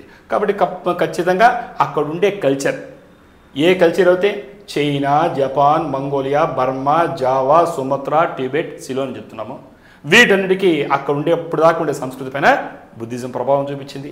అలాగనే సివిలైజేషన్ నాగరికత పైన ఇప్పుడు కూడా చూడండి, మూవీస్ చూస్తుంటారు మీరు, చైనా కానీ జపాన్లో ఇవాళ కూడా ఈ భారతదేశంలో పుట్టిన బుద్ధిజం అనేటువంటిది అక్కడ మనకు క్లియర్గా వాళ్ళ బౌద్ధిజాన్ని వాళ్ళు ఫాలో అవుతున్నారు. ఈరోజు శ్రీలంక ముఖ్యంగా కానీ వాళ్ళు చూస్తుంటారు. మీరు కానీ గయ కానీ వెళ్తే బోధ్గయ అని ఉంటుంది అక్కడ. ఆ బుద్ధుడు ఎక్కడైతే మనకి ఆయన జ్ఞానోదయం అయిందని బోధ్గయ అంటారు. వచ్చే వాళ్ళంతా ఫారినర్స్ అమ్మా. ఇప్పుడు కూడా చూడండి ఒకసారి, ఇప్పుడు చెప్పినటువంటి స్తూపాలు కానీ వాటంతా కూడా ఫారినర్స్ వస్తుంటారు. అంటే ఈ విధంగా కల్చరల్ ఎక్స్చేంజ్ వల్ల అక్కడ ఉండేటువంటి కల్చర్ సంస్కృతి పైన, అక్కడ ఉండే సివిలైజేషన్ నాగరికత పైన ప్రొఫౌండ్ ఎఫెక్ట్, గ్రేట్ మనకు ఎఫెక్ట్ ఇవ్వడం జరిగింది. అందుకోసమే ఒక చరిత్రకారుడైనటువంటి జేఆర్ సర్కార్, ఏం పేరు జేఆర్ సర్కార్, ఆయన ఏమంటాడంటే ఈయన ప్రఖ్యాతమైనటువంటి ఇండియన్ హిస్టోరియన్, భారత చరిత్రకారుడు, అంతేకాకుండా ముఖ్యంగా స్పెషలిస్ట్ ఆన్ మొఘల్ ఎంపైర్. ఈ మొఘలుల తర్వాత ఎవరు వచ్చారో మన మిడివల్ ఇండియాలో చదువుతున్నారు హిస్టరీలో, మరి దానిపైన స్పెషలిస్టు. ఆయన ఏమంటాడంటే due to spread of Buddhism in foreign countries, ఈ విదేశాల్లో ఈ యొక్క బుద్ధిజాన్ని మనం స్ప్రెడ్ చేయడం వల్ల, వ్యాప్తి చెందడం వల్ల, foreigners consider India as a holy place, ఈ భారతదేశాన్ని చాలా పవిత్రంగా భావించారు. ఎందుకంటే the source of they religion. ఇప్పుడు మనం కూడా చూస్తుంటాం, ఒక వేరే దేశాల్లో ఉండేటువంటి కొన్ని మతాలు అక్కడికి వెళ్తాయి, ఎందుకంటే మాకు మతానికి సంబంధించినటువంటి అక్కడ వాళ్ళు ఉండారనేసి ఇలాగనే నమ్ముతారు కదా ఖచ్చితంగా. ఈ వ్యాప్తి చెందడం వాళ్ళు ఏమనుకున్నారంటే భారతదేశం యొక్క గౌరవం ఇనుమడించింది. అందుకే ఇప్పుడు రోజు చూస్తే సిలోన్ నుంచి, జపాన్ నుంచి, చైనా నుంచి ఫారినర్స్ మన ఇండియాకి రావడం మొదలుపెట్టింది. ఇక్కడ పవిత్రమైన దేశం ఇది. ఏ మతాన్ని విశ్వసిస్తున్నారో, ఏ బౌద్ధాన్ని వాళ్ళు ఆరాధిస్తున్నారో ఆ బౌద్ధానికి సంబంధించినటువంటి ఈ ఆనవాళ్ళు ఇండియాలో ఉన్నాయి, భారతదేశంలో ఉన్నాయి. అందువల్ల రావడం వల్ల గౌరవం పెరిగింది భారతదేశానికి. కాబట్టి అందువల్ల ఈ contact with the out side world, ఈ బాహ్య ప్రపంచంతో అవుట్ సైడ్ వరల్డ్తో ఈ కాంటాక్ట్ చేయడం వల్ల ఇది promoted political relations and commercial relations. రెండు రకాల రిలేషన్స్ ఏర్పడ్డాయి. ఒకటి రాజకీయ సంబంధాలు, రెండు కమర్షియల్ వ్యాపార సంబంధాలు. కాబట్టి ఈ కంట్రీస్ ఏర్పడ్డాయి. మీరు ఎగ్జాంపుల్ చెప్పాలంటే ఇవాళ కూడా మన ప్రైమ్ మినిస్టర్ కానీ వీళ్ళందరూ విదేశాలకు వెళ్తుంటారు. మీకు డౌట్ వచ్చి ఉంటుంది, ఇంటర్నేషనల్ రిలేషన్స్ చదువుకుంటారు మీరు. వెళ్ళడం వల్ల మన కమర్షియల్ రిలేషన్స్ ఏర్పడుతున్నాయి, పొలిటికల్ రిలేషన్స్ రాజకీయ సంబంధాలు ఏర్పడతాయి. ఈ విధంగా ఒకదానికి ఒక దేశానికి సంబంధం ఏర్పడతాయి. ఎగ్జాంపుల్ చూస్తే ఒక్కసారి ఈ పిక్చర్ కూడా మీరు చూస్తే ఈ క్లియర్గా ఐడియా వస్తుంది. ఈ ద ఫస్ట్ సంఘ spread Buddha's teachings through out north India. ఈ సంఘాలు చదువుకుంటారు మీరు బౌద్ధిజం హిస్టరీలో. ఇక్కడ నార్త్ ఇండియాలో ఈ విధంగా మొట్టమొదటి సంఘం స్ప్రెడ్ అయింది. ఇక్కడ మనకు ఈ బుద్ధిజంలో ఉండేటువంటి బ్రాంచెస్ తెలుసు కదమ్మా, ఏమున్నాయి? తెరవాడ, మహాయాన, వజ్రయాన అనే బ్రాంచెస్ చదువుంటారు. ఇక్కడ మీకు ఇచ్చిన కలర్స్లో కూడా ఈ మహాయాన అనేది ఎల్లో కలర్ ఉంది, మహాయాన. తెరవాడ అంటే ఇది, అంటే బుద్ధుడు ఏమైతే లార్డ్ బుద్ధా చెప్పిన ఒరిజినల్ ప్రీచింగ్స్ నమ్మే వాళ్ళని ఏమంటారంటే తెరవాడ అంటారు. ఏమంటారు? తెరవాడ అంటారు. ఈ తెరవాడలు ఇక్కడ బర్మా కానీ, లావోస్ కానీ, థాయిలాండ్ కానీ, కాంబోడియాలో కనిపిస్తుంది ఇక్కడ బ్రిక్ కలర్లో. మరియు ఎల్లో కలర్లో ఉన్న మహాయాన బుద్ధిజం అంటున్నాం. ఇక్కడ చూడండి, ఇవంతా కూడా ఈ ఎంపరర్ అశోక్ ఏం చేశాడంటే ఎవరైతే నార్త్ ఇండియాని సెంట్రల్ ఇండియాని పరిపాలించాడో 3rd century BCలో ఆయన ఏం చేశాడంటే బుద్ధిజం స్ప్రెడ్ కావడానికి ఉపయోగపడ్డాడు. ఈ విధంగా మిషనరీస్ని మత వ్యాప్తం చేసేవాళ్ళని మత ప్రచారకులు అంటారు ఈ పంపించాడు. ఈ విధంగా మనకి ఈ నేపాల్లో కొంత భాగం, భూటాన్లో కొంత భాగం, టిబెట్లో కొంత పార్ట్, చైనాలో, అలాగే వియత్నాంలో, ఇలా కొరియా, జపాన్ అంతా కూడా స్ప్రెడ్ అయిపోయింది. అలాగనే అశోకుడు యొక్క సన్ అయినటువంటి నెవ్యూ అంటారని ఈ మహింద అతను ఏం చేసి బుద్ధిజాన్ని తీసుకెళ్ళి ఈ సదరన్ ఇండియా తీసుకెళ్ళాడు, శ్రీలంక తీసుకొచ్చాడు. ఇవి రూట్స్ అమ్మ. ఏ విధంగా అవుటర్ వరల్డ్తో బాహ్య ప్రపంచంతో ఈ బుద్ధిజం స్ప్రెడ్ చూడండి రూట్స్. ఇక్కడ సౌత్ ఇండియాకి ఎలా వచ్చిందో చూడండి, అలాగే నార్త్ ఇండియాకి ఇతర దేశాలకి ఎలా వెళ్ళిపోయిందో చూస్తారు. సో ఈ విధంగా అవుట్ సైడ్ వరల్డ్తో బాహ్య ప్రపంచంతో బుద్ధిజం వల్ల మనకి లాభమా నష్టం జరిగిందా? లాభం. ఏమ్మా లాభం అంటే నష్టం అంటావా? ఇప్పుడే చెప్పాను. ఏంటి ఏం ఏర్పడ్డాయి? కమర్షియల్ రిలేషన్స్ వ్యాపార సంబంధాలు, పొలిటికల్ రిలేషన్స్ రాజకీయ సంబంధాలు ఏర్పడ్డాయి. ఇప్పుడు లాభం అంటే నష్టం అంటావా? ఈ రెండూ కాకుండా కల్చర్ రిలేషన్స్ ఏర్పడ్డాయి తల్లి. సంస్కృతి ఇదంతా అందుకే చెప్పాను మెల్టింగ్ పాట్ అంటాం భారతదేశాన్ని. అంటే ఉడుకుతున్న కుండలో ఎలా అవుతాయి రకరకాలుగా ఉడుకుతుంది, ఎప్పటికప్పుడు కొత్త సంస్కృతి పుడుతూనే ఉంటాయి, మిక్స్ అవుతుంటాయి. ఇది ప్లూరలిస్టిక్ కల్చర్ అంటాం ఇండియాని. కాబట్టి ఈ రకంగా బుద్ధిజం అనేది మనకు అవుట్ సైడ్ వరల్డ్ మన దేశంతో గౌరవాన్ని పెంచేటువంటి పని చేసిందా లేదు చెప్పు ఇప్పుడు. ఇంకేం డౌట్స్ ఏమో సార్? బుద్ధిజం అంటేనే అహింస కదా సార్. అప్పుడు మన ఇండియాలో వార్స్ అన్నీ జరుగుతూ ఉంటాయి కదా సార్. సో ఈ బుద్ధిజం రావడం వల్ల వాటిల్లో ఏమైనా చేంజెస్ వచ్చాయా, తీసుకొచ్చిందా? సో బుద్ధిజం అంటేనే అహింస, కాబట్టి అహింస జరుగుంటే మరి ఎలాంటి మార్పులు జరిగాయి భారత ముఖ చిత్రం ఏన్షియంట్ ఇండియాలో అని డౌట్, అంతేనా? రైట్, వెరీ గుడ్ క్వశ్చన్ తల్లి. ఒకసారి మంచి క్వశ్చన్ వేసిందాను సార్, భారతదేశం అంటేనే అహింస. ఇప్పుడు కూడా చెప్తున్నాను, నాన్ వైలెన్స్ ఎవరి జోలికి వెళ్ళాం, మన జోలికి వస్తున్నప్పుడు ఎవరు వదలం. ఆపరేషన్ సింధూర్ చూసాం మనం ఎవరి జోలికి వెళ్ళాం, మన జోలికి వస్తే ఎవరు వెళ్ళాం. మరి ఇలాంటి సిద్ధాంతం అనేది బౌద్ధిజం అనేది బుద్ధిజం అనేది ప్రబోధించింది. మరి మనకు ఉండేటువంటి దానిపైన ఈ అహింస నాన్ వైలెన్స్ అనేది ఎలాంటి ప్రభావం చూపించింది అనేది అమ్మాయి అయితే అమ్మ అడిగింది. Right, I will explain now. ఇక్కడ చూసినప్పుడు ఈ బుద్ధిజం చేసిన పని ఏంటంటే too much emphasis on the principle of ahimsa. చాలా ఎఫెక్ట్ ఇచ్చిందమ్మా. అహింస అంటే నాన్ వైలెన్స్. నువ్వు ఎప్పుడు హింస జోలికి పోబాక, నీకు హాని కలిగించినా సరే వాళ్ళ జోలికి వెళ్ళవాక, క్షమించేసే.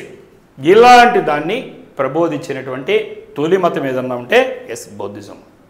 తర్వాత జైనిజం కూడా వచ్చింది. ఇప్పుడు చెప్పే మతాలన్నిటికంటే ముందు ఇవన్నీ. అహింస నాన్ వైలెన్స్, నీకు హాని కలిపెట్టినా క్షమించేసే అనేటువంటి మతాలు ఈ గడ్డ మీద పుట్టినటువంటి రెండు మతాలు. ఒకటి బుద్ధిజం, రెండు జైనిజం. కాబట్టి బుద్ధిజం మాట్లాడుతున్నాం కాబట్టి ఈ Buddhism greatly affected the character of the people.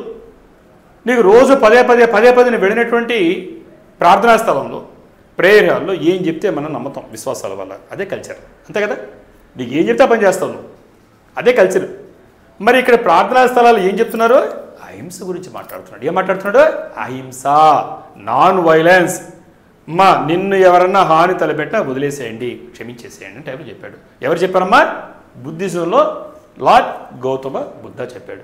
కాబట్టి ఖచ్చితంగా వాళ్ళ క్యారెక్టర్ పైన, ప్రవర్తన పైన ఎఫెక్ట్ చూపిస్తుంది ఏ మతమైనా. కాబట్టి ఇన్ కోర్స్ ఆఫ్ టైం, కాలం గడిచేది ఫస్ట్ బాగానే ఉండింది. ఏం చేశారు? People develop contempt for violence. హింస ఎందుకు, దాన్ని వ్యతిరేకించడం మొదలుపెట్టారు. కాబట్టి నెగ్లెక్టెడ్ ఆల్ మిలిటరీ యాక్టివిటీస్. మనం యుద్ధమే చేయనప్పుడు నీకు ఆయుధాలతో పనేంటమ్మా, నీ సైన్యంతో పనేంటి, నీ వ్యూహాలతో పనేంటి, నీ స్ట్రాటజీస్తో పనేంటి? ఒక్కసారి ఊహించుకోండి. ఇండియన్ ప్రశ్నలో మన పాకిస్తాన్ వచ్చి పహల్గామ్లో దాడి చేసింది కదమ్మా, చేతులు ముడుచుకుంటే ఏం జరుగుండేది? ఏం జరుగుంది ఎవరికి పోకుండా అందుతాం. భారతదేశంలో ప్రతి పౌరుడు రగులు పేయడలేదా? దెబ్బకి దెబ్బ. నువ్వు తొలి దాడి ఎవరు చేయవు, కానీ దెబ్బ తగిలినప్పుడు కొమ్మంటావమ్మా. మేము ఎప్పుడు కూడా ఆటం బాంబు అవతలపైన వేయం, కానీ మా మీద వేస్తే మటుకు ఏమైనా చేస్తామని గౌరవ ప్రధానమంత్రి కాదు సామాన్యుడు అందరూ కూడా చూసాం. ఇలాంటి ప్రిన్సిపల్స్ మనకు అర్థమైంది. నీ దాడి చేసినప్పుడు కూడా గొమ్మనంటే ఏమొద్దమ్మా, కానీ ఉద్దేశం ఏం చెప్పింది? నాన్ వైలెన్స్, అహింస. నీ దాడి చేసిన ఈ చేద్దని చెప్పింది. అప్పుడు ఏమైపోయింది? వాళ్ళు neglected all the military activities. మొత్తం టోటల్గా డిఫెన్స్ లేదు, అప్పుడు దాకా సైన్యం పెట్టే ఖర్చు లేదు, సైనికుల శిక్షణ లేదు, ఏమి లేవు, మొత్తం సైన్యాన్ని నెగ్లెక్ట్ చేశారు. కాబట్టి ఏమైపోయింది మనకు తెలుసు, మనకి ఈ బుద్ధిజం ఎఫెక్ట్తో అంత పెద్ద ఈ అశోకు, గ్రేట్ ఎంపరర్ అశోక ఏం చేశాడు? ఆయన కళింగ యుద్ధం చూశాడు, లక్షలాది మంది చనిపోయారు ఆ రోజుట్లోని. ఏ రక్తపాతం వద్దన్నాడు. అప్పటి వరకు రాజ్యాలు విస్తరిస్తూ వెళ్ళినటువంటి గ్రేట్ అశోక ఏం చేశాడంటే, గ్రేట్ ఎంపరర్ అశోక ఈ గేవ్ అప్, వదిలేశాడు, యుద్ధం వదిలేశాడు, వద్దనుకున్నాడు, ఏ హింస వద్దనుకున్నాడు, వైలెన్స్ వద్దనుకున్నాడు, ఈ అడాప్టెడ్ నాన్ వైలెన్స్. అప్పుడు బౌద్ధిజం తీసుకున్నాడు. కాబట్టి తీసుకొని ఏం చేశాడంటే, ఆయన యుద్ధాలు చేసి గెలవడం కాదు, హార్ట్స్ గెలుస్తాం, కింగ్స్ యొక్క హృదయాలను గెలుచుకోవడం అని చెప్పాడు. So to win the hearts of the Kings is important rather than win the kingdoms అనుకున్నాడు. ఎవరమ్మా చెప్పింది? Great emperor Ashoka. అంత పెద్ద అశోకులను మార్పు తెచ్చింది. అంటే ఈ మిలిటరీ యొక్క స్ట్రాటజీని ఆపేశాడు. కాబట్టి ఏమైపోయింది? ఇది సీరియస్ సెట్ బ్యాక్ అయి కూర్చుంది ఎవరికి? Military policy of the Kings. మరి మహారాజు చెప్తే మిగతా రాజులు పాటిస్తారు, రాజులు చెప్తే జమీందారులు, జమీందారులు చెప్తే సామాన్య జనం పాటిస్తారు ఆటోమేటిక్గా, అంతే కదా. ఇప్పుడు మన ప్రైమ్ మినిస్టర్ తీసుకున్న పాలసీని మిగతా అన్ని మనం అవలంబిస్తున్నాం తెలియకుండా. కాబట్టి గ్రేట్ ఎంపరర్ అశోక చెప్పినటువంటి ఏదైతే మిలిటరీ పాలసీ ఉందో, అంటే మనం యుద్ధం వద్దు, డిఫెన్స్ తగ్గించేస్తాం, డిఫెన్స్ అవసరం లేదు, ఎందుకు దాడి చేయడం అనే మెంటాలిటీ వచ్చిందో, ఇది ఒక సెట్ బ్యాక్ కూర్చుంది మిలిటరీ పాలసీకి. ఎవరికి? మిగతా కింగ్స్ కూడా, అంటే ఆయన ఫాలోయర్స్కి అందరికీ, అందరూ ఇలా.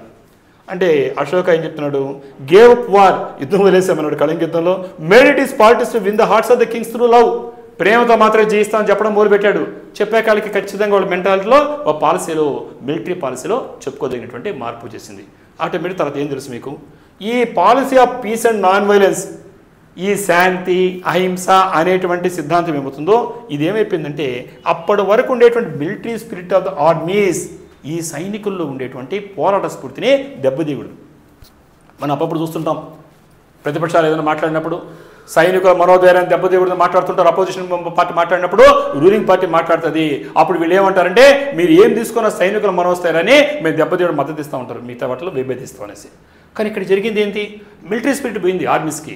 యుద్ధం ఎందుకో, రాజా వద్దంటాడు, యుద్ధం ఎందుకు చేస్తావు? నువ్వు ట్రైనింగ్ తీసుకుంటావా, శిక్షణ తీసుకుంటావా, ఆయుధాలు లేవు, సైన్యం లేదు, ఏమి లేవు. అప్పటి వరకు ఇంత ఎలిఫెంట్స్ ఉంటే, ఇంత క్యావలరీ ఒంటెలు ఉంటే, ఇలాంటివన్నీ మనం విన్నాం. అన్నీ తగ్గించేశారు, లేకుండా పోయినాయి. కాబట్టి ఏమైపోయిన తర్వాత అయింది మీకు తెలిసిందే. కాబట్టి టోటల్గా they could not offer any resistance to the foreign invaders. ఈ భారతదేశం పైన అనేకమైన విదేశీ దండయాత్రలు జరిగినాయి. తర్వాత మలుపు తిరిపిన చరిత్ర అంతా మనకు తెలుసు. కాబట్టి ఈ ఫారిన్ ఇన్వైడర్స్, ఈ విదేశీ దండయాత్రలకి రెసిస్టెన్స్ లేకుండా పోయింది. ఎందుకంటే మిలిటరీ స్పిరిట్ ఎగిరిపోయింది ఆర్మీలో, కింగ్స్లు లేవు. కాబట్టి fell easy prey to them subsequent. తర్వాత జరిగిన చరిత్ర అందరికీ తెలిసిన విషయమే. ఈజీగా వాళ్ళకి బలైపోయినారు. ఈ భారతదేశంలో విదేశీ దండయాత్ర జరగడానికి కారణం ఏందమ్మా? ఏమైంది? బుద్ధిజంలో ఉండేటువంటి ఈ మిలిటరీ స్పిరిట్, అహింస అనేది మిలిటరీ స్పిరిట్ పోగొట్టేసింది. కాబట్టి మంచి చెడు రెండు ఉన్నాయి. ఈ విదేశీ దండయాత్ర జరగడానికి ప్రధాన కారణంగా ఇవాళ కూడా చరిత్రకారులు ఏం భావిస్తారంటే, నువ్వు మంచిదే, నాన్ వైలెన్స్, అహింస మంచిదే, నేను దెబ్బ కొట్టినా కూడా ఈ చెంప చూపిస్తాను కుదరదు అనేది ఇక్కడ మనం దీన్ని నెగిటివ్గా తీసుకుంటాం ఖచ్చితంగా ఈ ఆస్పెక్ట్. సార్, బుద్ధిజంలో మోరల్ వాల్యూస్ ఉన్నాయి, అంతకంటే ముందే వేదిక్ పీరియడ్లో మోరల్ వాల్యూస్ ఉన్నాయి. అలాంటప్పుడు బుద్ధిజంలో మోరల్ వాల్యూస్ చెప్పడానికి ఉన్న ప్రత్యేక కారణం ఏంటి సార్? ఒక ప్రత్యేకత ఏంటి? అంటే మోరల్ వాల్యూస్ అనేది అంత ముందు కూడా ఉన్నాయి కదా, అంటే ఆ మతాలు చెప్పలేదా, బుద్ధిజం మాత్రమే చెప్పిందా అనేది డౌట్, అంతేనా? అంటే మోరల్ వాల్యూస్, నైతిక విలువలు అంతకుముందు లేవా వేరే మతాల్లో? బుద్ధిజం మాత్రమే చెప్పిందా? ఎందుకంటే మీరు మోరల్ వాల్యూస్ చెప్తున్నారు, అంతేనా? రైట్. ఇక్కడ ఏ మతమైనా నాకు తెలిసి కానీ మీకు అందరికి తెలిసింది కానీ అవి ఏం చెప్తాయంటే మోరల్ వాల్యూస్ గురించి చెప్తాయమ్మా, నైతిక విలువ గురించి చెప్తాయి. ఎనీ రిలీజన్ ఏ మతం కూడా హింసని ప్రేరేపించమని, సాటిమని హింసించమని, ఇబ్బంది పెట్టమని ఎవరు చెప్పమ్మా. అలాగనే అంతకుముందు ఉండేటువంటి ఈ బుద్ధిజం ముందు ఉండేటువంటి మనం హిందూయిజం కూడా అది నైతిక విలువని చెప్పింది. ఎగ్జాంపుల్ చెప్పాలంటే ఉదాహరణకి మోరల్ అప్లిఫ్ట్ ఆఫ్ మ్యాన్ అంటే మోరల్ నైతిక విలువ లేకుండా ఏ మతం ఏం చేయాలమ్మా? ఒక సమాజము ఎప్పుడు బాగుంటుంది? మోరల్ వాల్యూస్తో, నైతిక విలువలతో మాత్రమే బాగుంటుంది. కాబట్టి అంతకుముందు రిలీజన్స్ అన్ని కూడా మోరల్ అప్లిఫ్ట్మెంట్ ఆఫ్ మ్యాన్ అని చెప్తే ఇది కూడా అలాగే చెప్పింది, బుద్ధిజం కూడా చెప్పింది. నైతిక విలువలు పెంచుకోండి, మంచి చేయండి అని చెప్పింది. ఒక్కొక్క దానికి ఒక్కొక్క డాక్టరీన్స్.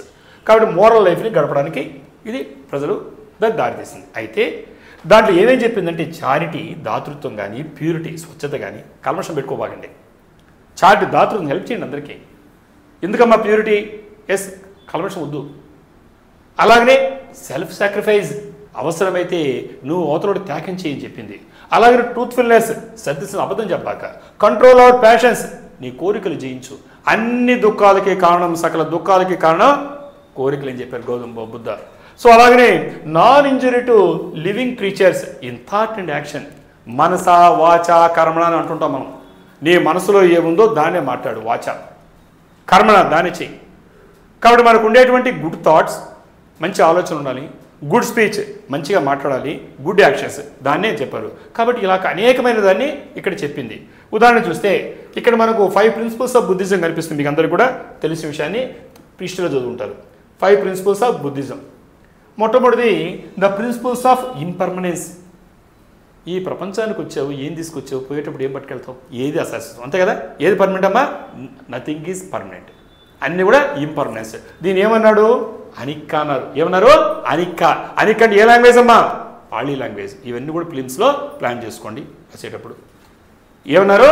అనిక్క అన్నాడు. అనిక్క అంటే ద ప్రిన్సిపల్ ఆఫ్ ఇంపర్మనెన్స్. అలాగే రెండో ప్రిన్సిపల్ ఏంటంటే 5 ప్రిన్సిపల్స్ ఆఫ్ దాంట్లో ఈ బుద్ధి సెకండ్ ప్రిన్సిపల్ అంటే the principle of suffering. The principle of suffering.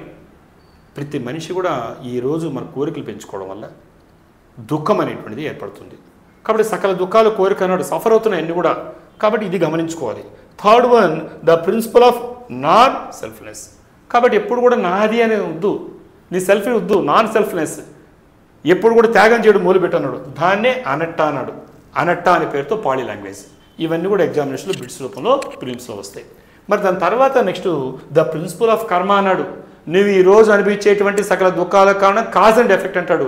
ఏం చేస్తే అదే ఫలితం నీకు వస్తుంది, కాజ్ అండ్ ఎఫెక్ట్. ఏంటిది? Cause and effect. నువ్వు ఏం పని చేస్తే అలాంటిదే అని మతాలు అవే చెప్తాయి. నువ్వు ఏం పని చేస్తే as you so you reap. Bible కూడా చెప్తుంది, ఇలాంటి వింటుంటాం మనం. నువ్వు ఏం పని చేస్తే అదే నీ కర్మ ఫలితాన్ని నుంచి అంతకుముందు హిందీసం కూడా చెప్పింది, అలాంటిదని ఇక్కడ కూడా చెప్పాడు. అలాగనే వితౌట్ డిస్టార్షన్ దీని పాలీ లాంగ్వేజ్ సతి అని పేరుతో పిలుస్తారు. ఏం పిలుస్తారు? సతి అంటారు ఇక్కడ. కాబట్టి ఈ సతి అనేది కూడా ఇంపార్టెంట్. అంటే నీకు ఈ మైండ్ఫుల్నెస్ నీ టోటల్గా నీ ఆలోచన నీ కంట్రోల్లో ఉండాలి. క్లాసులో కూడా చెప్తుంటా మీకు నేను, మీ క్లాసులో కూర్చొని ఎక్కడెక్కడ ఆలోచించుకుంటూ కుదరదు కదా, ఎక్కడ ఏం పని చేస్తే ఆ దానిపైనే కాన్సన్ట్రేషన్ ఉండాలి. ఎస్, నీ టోటల్ ఆలోచనలు భగవంతుడి పైన, నీకు టోటల్గా నీకు ఉండేటువంటి అన్ని సర్వావస్థలు ఎందు నువ్వు ఎలా ఉండాలంటే వితౌట్ డిస్టార్షన్. దీన్ని సతి అనే పేరుతో పాలీ లాంగ్వేజ్లో పిలుస్తారు. ఇలాంటివి 5 ప్రిన్సిపల్స్ ఆఫ్ బుద్ధిజం పిలుస్తారు. అలాగనే మనం ఇక్కడ చూసినప్పుడు మనము ఈ నోబుల్ 8-fold పాత్ అనే పేరుతో రైట్ అండర్స్టాండింగ్, సరిగా అర్థం చేసుకోవడం, రైట్ థాట్, సరైన ఆలోచనలు, రైట్ స్పీడ్, మనం సక్రమంగా మార్గంలో మాట్లాడడం, మంచిగా మాట్లాడాలి, రైట్ యాక్షన్, మనం మంచి పనులు చేయాలి, రైట్ లైవ్లీహుడ్, సరైనటువంటి జీవితాన్ని గడపాలి, రైట్ ఎఫర్ట్, సక్రమైనటువంటి పనులు మనం చేయాలి, రైట్ మైండ్ఫుల్నెస్, రైట్ కాన్సన్ట్రేషన్, ఇవన్నీ కూడా సన్మార్గంలో ఉండడానికి మనం నోబుల్ 8-fold పాత్ అనే పేరుతో, అంటే ఈ డివిజన్ ఆఫ్ విజ్డమ్ కానీ, డివిజన్ ఆఫ్ ఎథికల్ కాండక్ట్ కానీ, డివిజన్ ఆఫ్ మెంటల్ డిసిప్లిన్ కానీ ఇలాంటివన్నీ ప్రబోధించిందమ్మా. ఏది ప్రబోధించిందమ్మా? బుద్ధిజం. ఇప్పుడు ఈ అడిగినటువంటి డౌట్ ఏంటంటే, సార్ అంతకుముందు లేదా అని అడిగింది.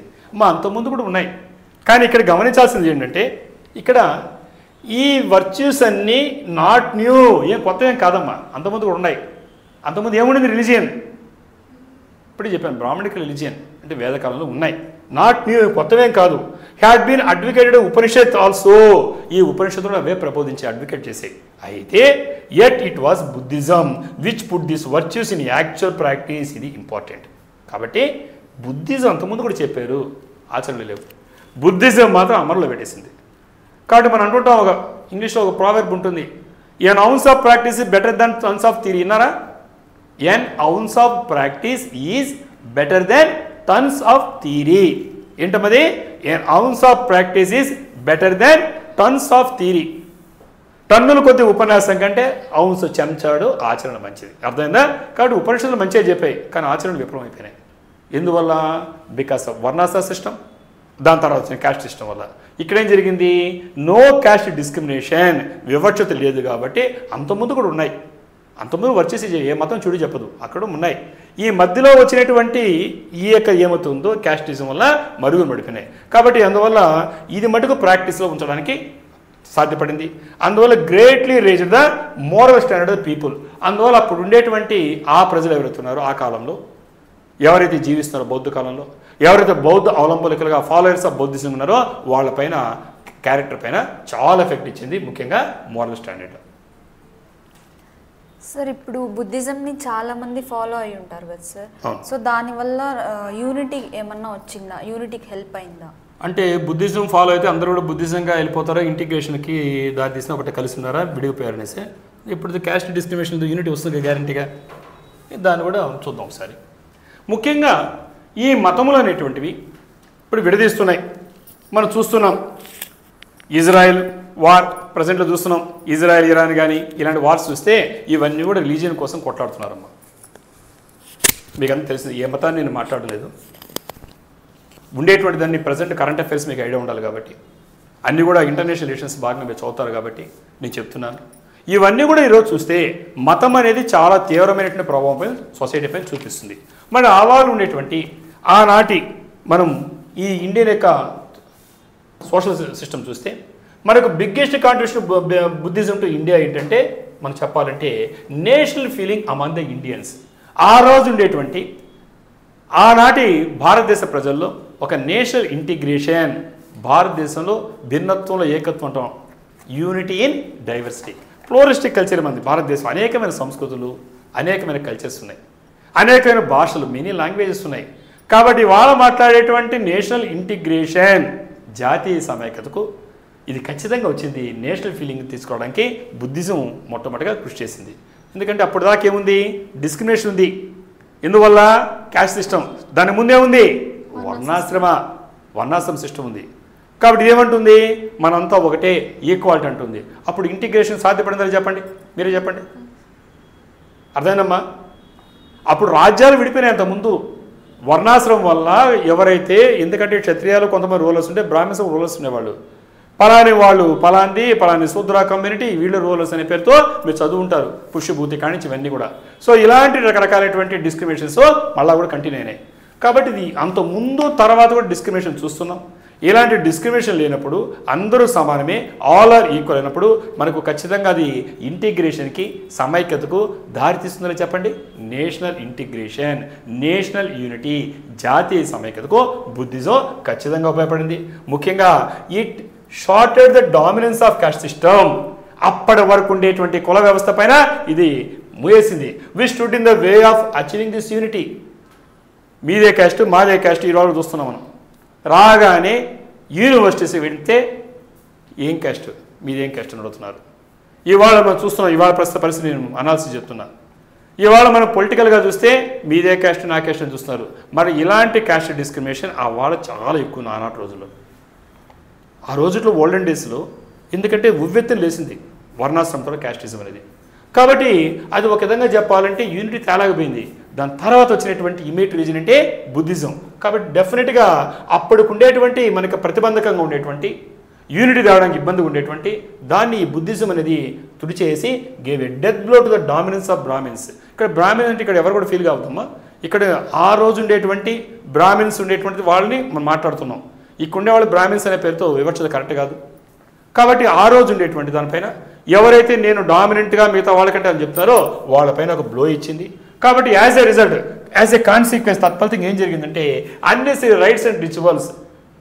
కాబట్టి అనవసరమైనటువంటి పూజలు, పునస్కారాలు, సూపర్స్టిషన్స్, మూఢనమ్మకాలు ఇవన్నీ కూడా gave way to social and political understanding. కాబట్టి దానికి ఆ రోజు మనకు అర్థం చేసే ఇబ్బందిగా ఉండింది. ఎప్పుడైతే తుడిచేసిందో బుద్ధిజం అందరూ ఈక్వల్ అయిపోయారు. ఆ రోజు ఎందుకంటే మనం ఇంతకుముందు చూసాం సేక్రెడ్నెస్, పవిత్రత, అపవిత్రత పదాలని ఎన్ని ఉంటారు మీరు రిలీజియన్లో, అవి ఎగిరిపోయినాయి దీంట్లో బుద్ధిజంలో. కాబట్టి అందరిలో ఒక యూనిటీ తీసుకురావడం జరిగింది. కాబట్టి ఈ విధంగా యూనిటీ అండ్ సోషల్ హార్మోనీ, ఐక్యత సమాజంలో ఉండేటువంటి ఒక రకమైనటువంటి సమతుల్యత అనేది సాధ్యపడింది. అందువల్ల దాని తర్వాత చూస్తే ఈ తర్వాత వచ్చినటువంటి మౌర్యాస్ అనేవాళ్ళు ఎవరైతే 322 BC నుంచి 185 BC వరకు కనిపిస్తున్న హిస్టరీలో వాళ్ళు they could found a powerful empire, ఒక శక్తివంతమైనటువంటి రాజ్యాన్ని ఈ మౌర్యాస్ అనేవాళ్ళు స్థాపించగలిగారంటే దానికి బీజం ఎక్కడ పడిందంటే నేషనల్ యూనిటీ ద్వారా. నేషనల్ యూనిటీ ఎలా వచ్చింది? బుద్ధిజం ద్వారా. బుద్ధిజం ఎలా ఏం తీసుకురాగలిగింది? డిస్క్రిమినేషన్ లేదు కాబట్టి ఆల్ ఆర్ ఈక్వల్. కాబట్టి ఇవన్నీ లింక్ అనమాట, ఒకదానికి లింక్డ్ కాన్సెప్ట్స్. అందువల్లే అకార్డింగ్ టు ఈబి హ్యావెన్, ఈయన హ్యావెన్, ఈ మౌర్యాస్ బుద్ధిజం ఫాలో అయ్యారు తర్వాత వచ్చిన వాళ్ళు. తర్వాత మనం చూస్తే ఇక్కడ మనకి ఈబి హ్యావెన్ అనేటువంటి ఫేమస్ హిస్టారియన్, ఆయన ఏం చెప్తాడంటే ఈయన social and political spear of Buddhism. కాబట్టి ఈ సోషల్ కానీ పొలిటికల్ స్పియర్ అంటే సామాజికమైనటువంటి రంగంలో కావచ్చు, రాజకీయ రంగంలో కావచ్చు, ఈ బుద్ధిజం అనేటువంటిది played the same role in cultivating a national spirit in India. అప్పటి వరకు ఉండేటువంటి ఈ సాక్సన్ హైరార్కీ ఉంటారు క్రిస్టియానిటీలో. సాక్సన్ హైరార్కీ అంటే కింగ్స్, వాళ్ళ కింద నోబుల్స్, వాళ్ళ కింద కొంతమంది ఇలా ర్యాంకింగ్ ఉంటే ఏ విధంగా 7th centuryలో దాని తర్వాత జరిగిన మార్పులు అనేటువంటిది ఎలా పరివర్తన తీసుకొచ్చాయో అలాగ భారతదేశంలో అప్పటి వరకు ఉండేటువంటి ర్యాంకింగ్ వ్యవస్థని, అప్పటి వరకు ఉండే హైరార్కీని ఈ బుద్ధిజం అనేది ఈ లేకుండా చేయగలిగింది అని ఈబి హ్యావెన్ కంపేర్ చేస్తూ ఈ రకమైనటువంటి సాక్సన్ హైరార్కీ అనేది క్రిస్టియానిటీలో కనిపించింది. సో దానికి అదేవిధంగా 7th ఎలాంటి మార్పులు తీసుకురాగలిగిందో అలాగనే బుద్ధిజం అనేది భారతదేశంలో అప్పటి వరకు ఉండేటువంటి వివక్షత, ర్యాంకింగ్, హైరార్కీని లేకుండా చేసిందని హ్యావెల్ లాంటి మహాశయుడు చెప్పాడు. అంటే Buddhism it helped for the national unity of India, జాతీయ సమైక్యతకు దారి తీసింది, బీజం వేసింది చెప్పొచ్చు ఖచ్చితంగా. సార్ ఇప్పుడు మతం అనే ఒక మతం ఉంది సార్, ఆ మతము విద్యారంగంలో కూడా ఉపయోగపడుతుందా లేదా సార్? ఖచ్చితంగా ఉపయోగపడుతుందమ్మా, ఎందుకంటే అనేకమైన ఉపయోగాలు ఉంటాయి దాంట్లో చూసినప్పుడు. ఈ బౌద్ధిజం అనేటువంటిది ఎడ్యుకేషన్ ఫీల్డ్లో ఎస్పెషల్లీ విద్యారంగంలో అనేకమైనటువంటి అమేజింగ్ కంట్రిబ్యూషన్స్ అంటాం. అందుకే దీన్ని అంటే అద్భుతమైనటువంటి సేవలు అందించింది. ఉదాహరణకి సంఘాస్ తీసుకోండి, విహారాస్ తీసుకోండి. మీరు యూపీఎస్సీ బిట్స్లో కూడా what is the basic difference between chaitya and vihara కూడా అడిగారు ఇంతకుముందు. మీకు తెలుసు చైత్యం అంటే ఏంటి, విహారం అంటే ఏంటి, సంఘం అంటే ఇలాంటి వర్డింగ్ అంతా చూసుంటారు. నేను దాని లోతుకి వెళ్ళదలుచుకోదు ఇప్పుడు టాపిక్లో. ఇక్కడ చూసినప్పుడు ఈ బుద్ధిస్టులకు సంబంధించిన సంఘాలు కానీ విహారాలు అనేవి నిజంగా చెప్పాలంటే అవి ఒక గ్రేట్ సెంటర్స్ ఆఫ్ ఎడ్యుకేషన్. అంటే ఒక విధంగా చెప్పాలంటే అక్కడ కూర్చున్న వాళ్ళు ఇప్పుడు మనం చూస్తున్నాం, తర్వాత కాలంలో కూడా చూసాం మనం. ఆ వచ్చినటువంటి వాళ్ళు గురు శిష్య సంబంధాలు ఏర్పడ్డాయి, గురువుల దగ్గరికి వెళ్ళేవాళ్ళు మన స్కూల్స్కి కాలేజీకి వెళ్ళినట్టుగా. కాబట్టి అప్పుడు ఉండే విహారాస్ కానీ సంఘాస్లో అక్కడ ఉండే మాంగ్స్ అంటారు, సన్యాసులు, బౌద్ధ సన్యాసులు. వాళ్ళు అబెండెంట్ నాలెడ్జ్ ఉంది వాళ్ళకి, మేధావులు వాళ్ళు, ఇంటలెక్చువల్స్ వాళ్ళు. ఆ ఇంటలెక్చువల్స్ దగ్గరికి స్టూడెంట్స్ వెళ్ళడం వల్ల అవి ఎలా అయిపోయినాయంటే they converted into great centres of education. అందుకే ఇలాంటి గొప్ప విశ్వవిద్యాలయాలు చూస్తుంటాం. నలంద యూనివర్సిటీ చూశారు, తక్షశిల చూశారు, విక్రమశిల యూనివర్సిటీ చూశారు, ఇవన్నీ ధ్వంసం అయిపోయినాయి.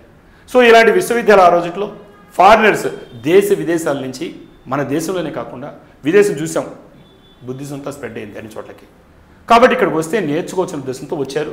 ముఖ్యంగా ఈ స్టూడెంట్స్ అనేవాళ్ళు ఫార్ ఆఫ్ ప్లేసెస్, అంటే మనం చైనా నుంచి, జపాన్ నుంచి, ఇతర దేశాల నుంచి ఎక్కడైతే బౌద్ధిజంలో ఇక్కడ వెళితే ఇండియాలో నేర్చుకోవచ్చని పేరుతో వచ్చారు. వచ్చిన తర్వాత ఈ ఎడ్యుకేషన్ రావడం వల్ల ఈ నలంద కానీ, తక్షశిల కానీ, విక్రమశిల కానీ ఇలాంటి విశ్వవిద్యాలయం అవుతున్నాయో అవి గ్రేట్ ఎడ్యుకేషనల్ సెంటర్స్గా అవి పాపులర్ అయ్యి మనం బుద్ధ విహారస్నే నిజానికి అలా పాపులర్ అయినాయి. ఇన్ని బుద్ధ విహారస్మ ఇక్కడ చూస్తే ఇవన్నీ కూడా విహారాస్. ఇవన్నీ అంటే మాంగ్స్, సన్యాసులు ఎక్కడైతే నివసించారో వాళ్ళ దగ్గర ఉండేటువంటి నాలెడ్జ్ ఉంది, ఆ నాలెడ్జ్ని తీసుకోవడం కోసంగా ఫార్ ఆఫ్ ప్లేసెస్ విదేశాల నుంచి రావడం జరిగింది. అందువల్ల మనకి ముఖ్యంగా ఒక్కొక్క నలందాగా చెప్పాలంటే great reputation as an education centre ఇవాళ ఇక్కడ చూస్తుంటాం. కాలేజెస్ కానీ, స్కూల్స్ కానీ, అకాడమీలు కానీ ఏం పెట్టినారు? Nalanda academy, Nalanda university, Nalanda institutions, Nalanda college అంటాం. ఎందుకు తీసుకున్నాం? ఆ నలంద అనేది ఆ రోజుకి గొప్ప ఇది కాబట్టి ఇవో రోజు కూడా ఈనాటికి మనము దాన్ని పాటిస్తున్నాం.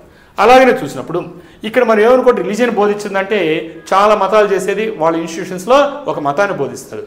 బుద్ధిజం చేసింది నాట్ ఓన్లీ రిలీజియన్, ఇక్కడ మోరల్ వాల్యూస్ కాదు, not only moral values, impart instructions only in religion, not only religion, also in other subjects, ఇతర సబ్జెక్ట్ బోధించింది. కాబట్టి మనం యూనివర్సిటీకి వెళ్తున్నాం, స్పెషలైజేషన్ చేస్తున్నాం. అలాంటి స్పెషలైజేషన్ ఆ రోజు దొరికాయి. ఇప్పుడు చెప్పినటువంటి నలంద యూనివర్సిటీలో కావచ్చు, తక్షశిల కావచ్చు, విక్రమశిల కావచ్చు, ఇలాంటివన్నీ కూడా గొప్పగా ఆ రోజు వర్ధిల్లాయి. ముఖ్యంగా నలంద యూనివర్సిటీ తెలిసి మీకు ఎక్కడుందమ్మా? బీహార్ ఉంది కదా. బీహార్లో 2 ప్లేసులు మీరు గుర్తుపెట్టుకుంటారు. ఒకటి గయా, 2 బోధ్గయా. మీరు సేక్రెడ్ కాంప్లెక్స్ నేర్చేటప్పుడు గయా, కాశీ గురించి ప్రస్తావన వస్తుంది. సేక్రెడ్ కాంప్లెక్స్ పవిత్రమైనటువంటి ఎగ్జామినేషన్ క్వశ్చన్ వస్తుంది. ఆ దగ్గరలోనే బోధ్గయా అంటే బుద్ధుడికి జ్ఞానోదయం ప్లేస్ని బోధ్గయా అంటారు. మరి ఆ బీహార్లో నలంద విశ్వవిద్యాలయం అనేటువంటిది ఆ రోజుట్లో వర్ధిల్లింది. ఇవన్నీ కూడా మీరు చూడదగ్గటివి, ధ్వంసం అయిపోయినాయి. బట్ మనంతా చూస్తుంటాం వెళ్ళినప్పుడు. అలాగే మనం చూసినప్పుడు ఇక్కడ తక్షశిల చూస్తే ఈ ప్రజెంట్ పంజాబ్, పాకిస్తాన్లో పంజాబ్ ఉంది, ఇండియాలో పంజాబ్ ఉంది, తెలుసు మీకు. బైఫర్కేషన్లో పంజాబ్ అటు కొంత ఇటు కొంత ఉంది. మరి పంజాబ్లో ఉండే పాకిస్తాన్లో తక్షశిల ఉంది. అలాగనే విక్రమశిల అనేటువంటిది చూస్తే ఎంత ధ్వంసం చేశారంటే 1193లో మనకి కుతుబుద్దీన్ ఐబెక్ అనే అతను జనరల్ ఆఫ్ బక్తియార్ ఖిల్జీ అతను ఏం చేశాడంటే దాన్ని పూర్తిగా ధ్వంసం చేశాడు. చాలా రోజుల పాటు దగ్గర 6 months నుంచి అంటారు, కొంతమంది అంటారు ఇయర్ అనేసి. అంత ధ్వంసం పగలబడతానే ఉన్నాయి, అన్ని గ్రంథాలు అక్కడ ఉన్నాయి. కాబట్టి ఇలాగ మనకి ఈరోజు ఉండేటువంటి ఎడ్యుకేషన్ అనేటువంటిది మనం ఈరోజు గొప్పగా చెప్పుకునేటువంటి గొప్ప సంస్కృతికి కారణమైనటువంటి ఎడ్యుకేషన్ ఇవ్వగలిగింది బుద్ధిజం. అవునంటావా కాదంటావా? Yes, right. సార్ రీసెంట్గా యూపీఎస్సీ ఎగ్జామ్స్లో గ్రూప్ 1 ఎగ్జామ్స్లో బుద్ధిజం యొక్క లిటరేచర్ గురించి అడుగుతున్నారు. లిటరేచర్ ఏంటిది అండ్ అది పీపుల్కి ఏమైనా యూస్ఫుల్ అయిందా? రైట్. మీరు కానీ గ్రూప్ 1 కానీ గ్రూప్ 2 కానీ యూపీఎస్సీ ఎగ్జామ్స్ చూస్తే మనం గమనించుకోవడమ్మా, ఈ ఎగ్జామ్స్లో ఖచ్చితంగా రిలీజియన్ గురించి ఖచ్చితంగా ఒక క్వశ్చన్ వస్తుంది. దాంట్లో ఆ అమ్మాయి అడిగినటువంటి మంచి క్వశ్చన్, ఈ రేదిడే గుడ్ క్వశ్చన్ ఆల్సో. ఇక్కడ ఎడ్యుకేషన్ లిటరేచర్ 2 ఒకటంటే literature also part of education, education is మనకి 2 లింక్ ఇంటర్రిలేటెడే. అక్కడ విశ్వవిద్యాలయాలు, ఇన్స్టిట్యూషన్స్ గురించే కాకుండా లిటరేచర్ గురించి చూసినప్పుడు వీటి గురించి చాలా క్వశ్చన్స్ కూడా ఇంతకుముందు రావడం జరిగింది, ఫ్యూచర్లో కూడా వస్తాయి. ముఖ్యంగా సాహిత్యం, తెలుగు చెప్పాలంటే లిటరేచర్ని సాహిత్యం అనే పేరుతో పిలుస్తున్నాం. ఈ సాహిత్యంలో ఈ Buddhism it made valuable contribution to the field of literature. ఈ సాహిత్య రంగానికి బౌద్ధిజం అనేది, బుద్ధిజం అనేది చాలా అమూల్యమైనటువంటి సేవలు అందించింది. ముఖ్యంగా చెప్పాలంటే ఎందువల్లంటే in the popular language of people అప్పటి వరకు ఏ భాషలో ఉన్నాయమ్మా? సాంస్క్రిట్ దేవభాష అనేవాడు. సామాన్యుడికి అర్థమైందా? కాదు. కేవలం స్కాలర్స్కి, పండితులకు మాత్రమే అర్థమయ్యే భాష సాంస్క్రిట్, సంస్కృతం. ఇప్పుడు మనకు తెలుగులో మాట్లాడితే మీకు అర్థమవుతుంది, ఇంగ్లీష్లో మాట చాలామంది రూరల్ పీపుల్ రారు యూపీఎస్సీకి కోచింగ్కి. ఇప్పుడు మీకు అందరికి అర్థమైంది. అలాగే ఈ బుద్ధిజం అనేది పాపులర్ లాంగ్వేజ్ ఆఫ్ పీపుల్, సామాన్య జనానికి అర్థమయ్యేటువంటి భాషల్లో లిటరేచర్ అందించింది. అప్పుడు వస్తే ఏమవుద్ది, చదవడం మొదలు పెడతావు కదా. నేను ఇంగ్లీష్ వద్దని లేదు, కానీ తెలుగులో నీ బ్రెయిన్ తీసుకుంటు నేటివ్ లాంగ్వేజ్ కంఫర్టబుల్ ఫీల్ అవుతున్నారు. ఇంట్లో మీకు చిన్నప్పటి నుంచి మీ పేరెంట్స్ మాట్లాడే భాష. అలాగనే ఇక్కడ కూడా అప్పటి వరకు ఉండే సాంస్క్రిట్ ఎవరికి అందుబాటులో లేదు. కేవలం కొద్దిమంది స్కాలర్స్కి, కొద్దిమంది ఒక వర్గానికి మాత్రమే పరిమితమైన భాష అందుబాటు లేదు. ఎప్పుడైతే బుద్ధిజం వచ్చేసిందో ఇది పాపులర్ లాంగ్వేజ్ని తీసుకోవడం జరిగింది.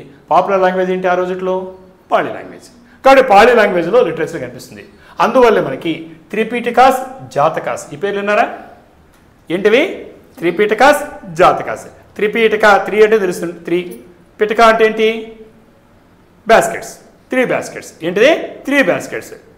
అంటే 3 బాస్కెట్స్ అనేటిది నేను ఎగ్జామ్స్ గుర్తుపెట్టుకోండి. పెట్టిన కూడా మీకు తెలుసు ఏమున్నాయి ఇక్కడ? త్రిపీఠికాస్, వినయదమ్మ, దమ్మ ఉన్నాయి కదా, సుత్తదమ్మ, సో అభిదమ్మ. సో ఇలాంటి త్రిపీఠికాస్ అంటే 3 బాస్కెట్స్ అని పిలిచారు.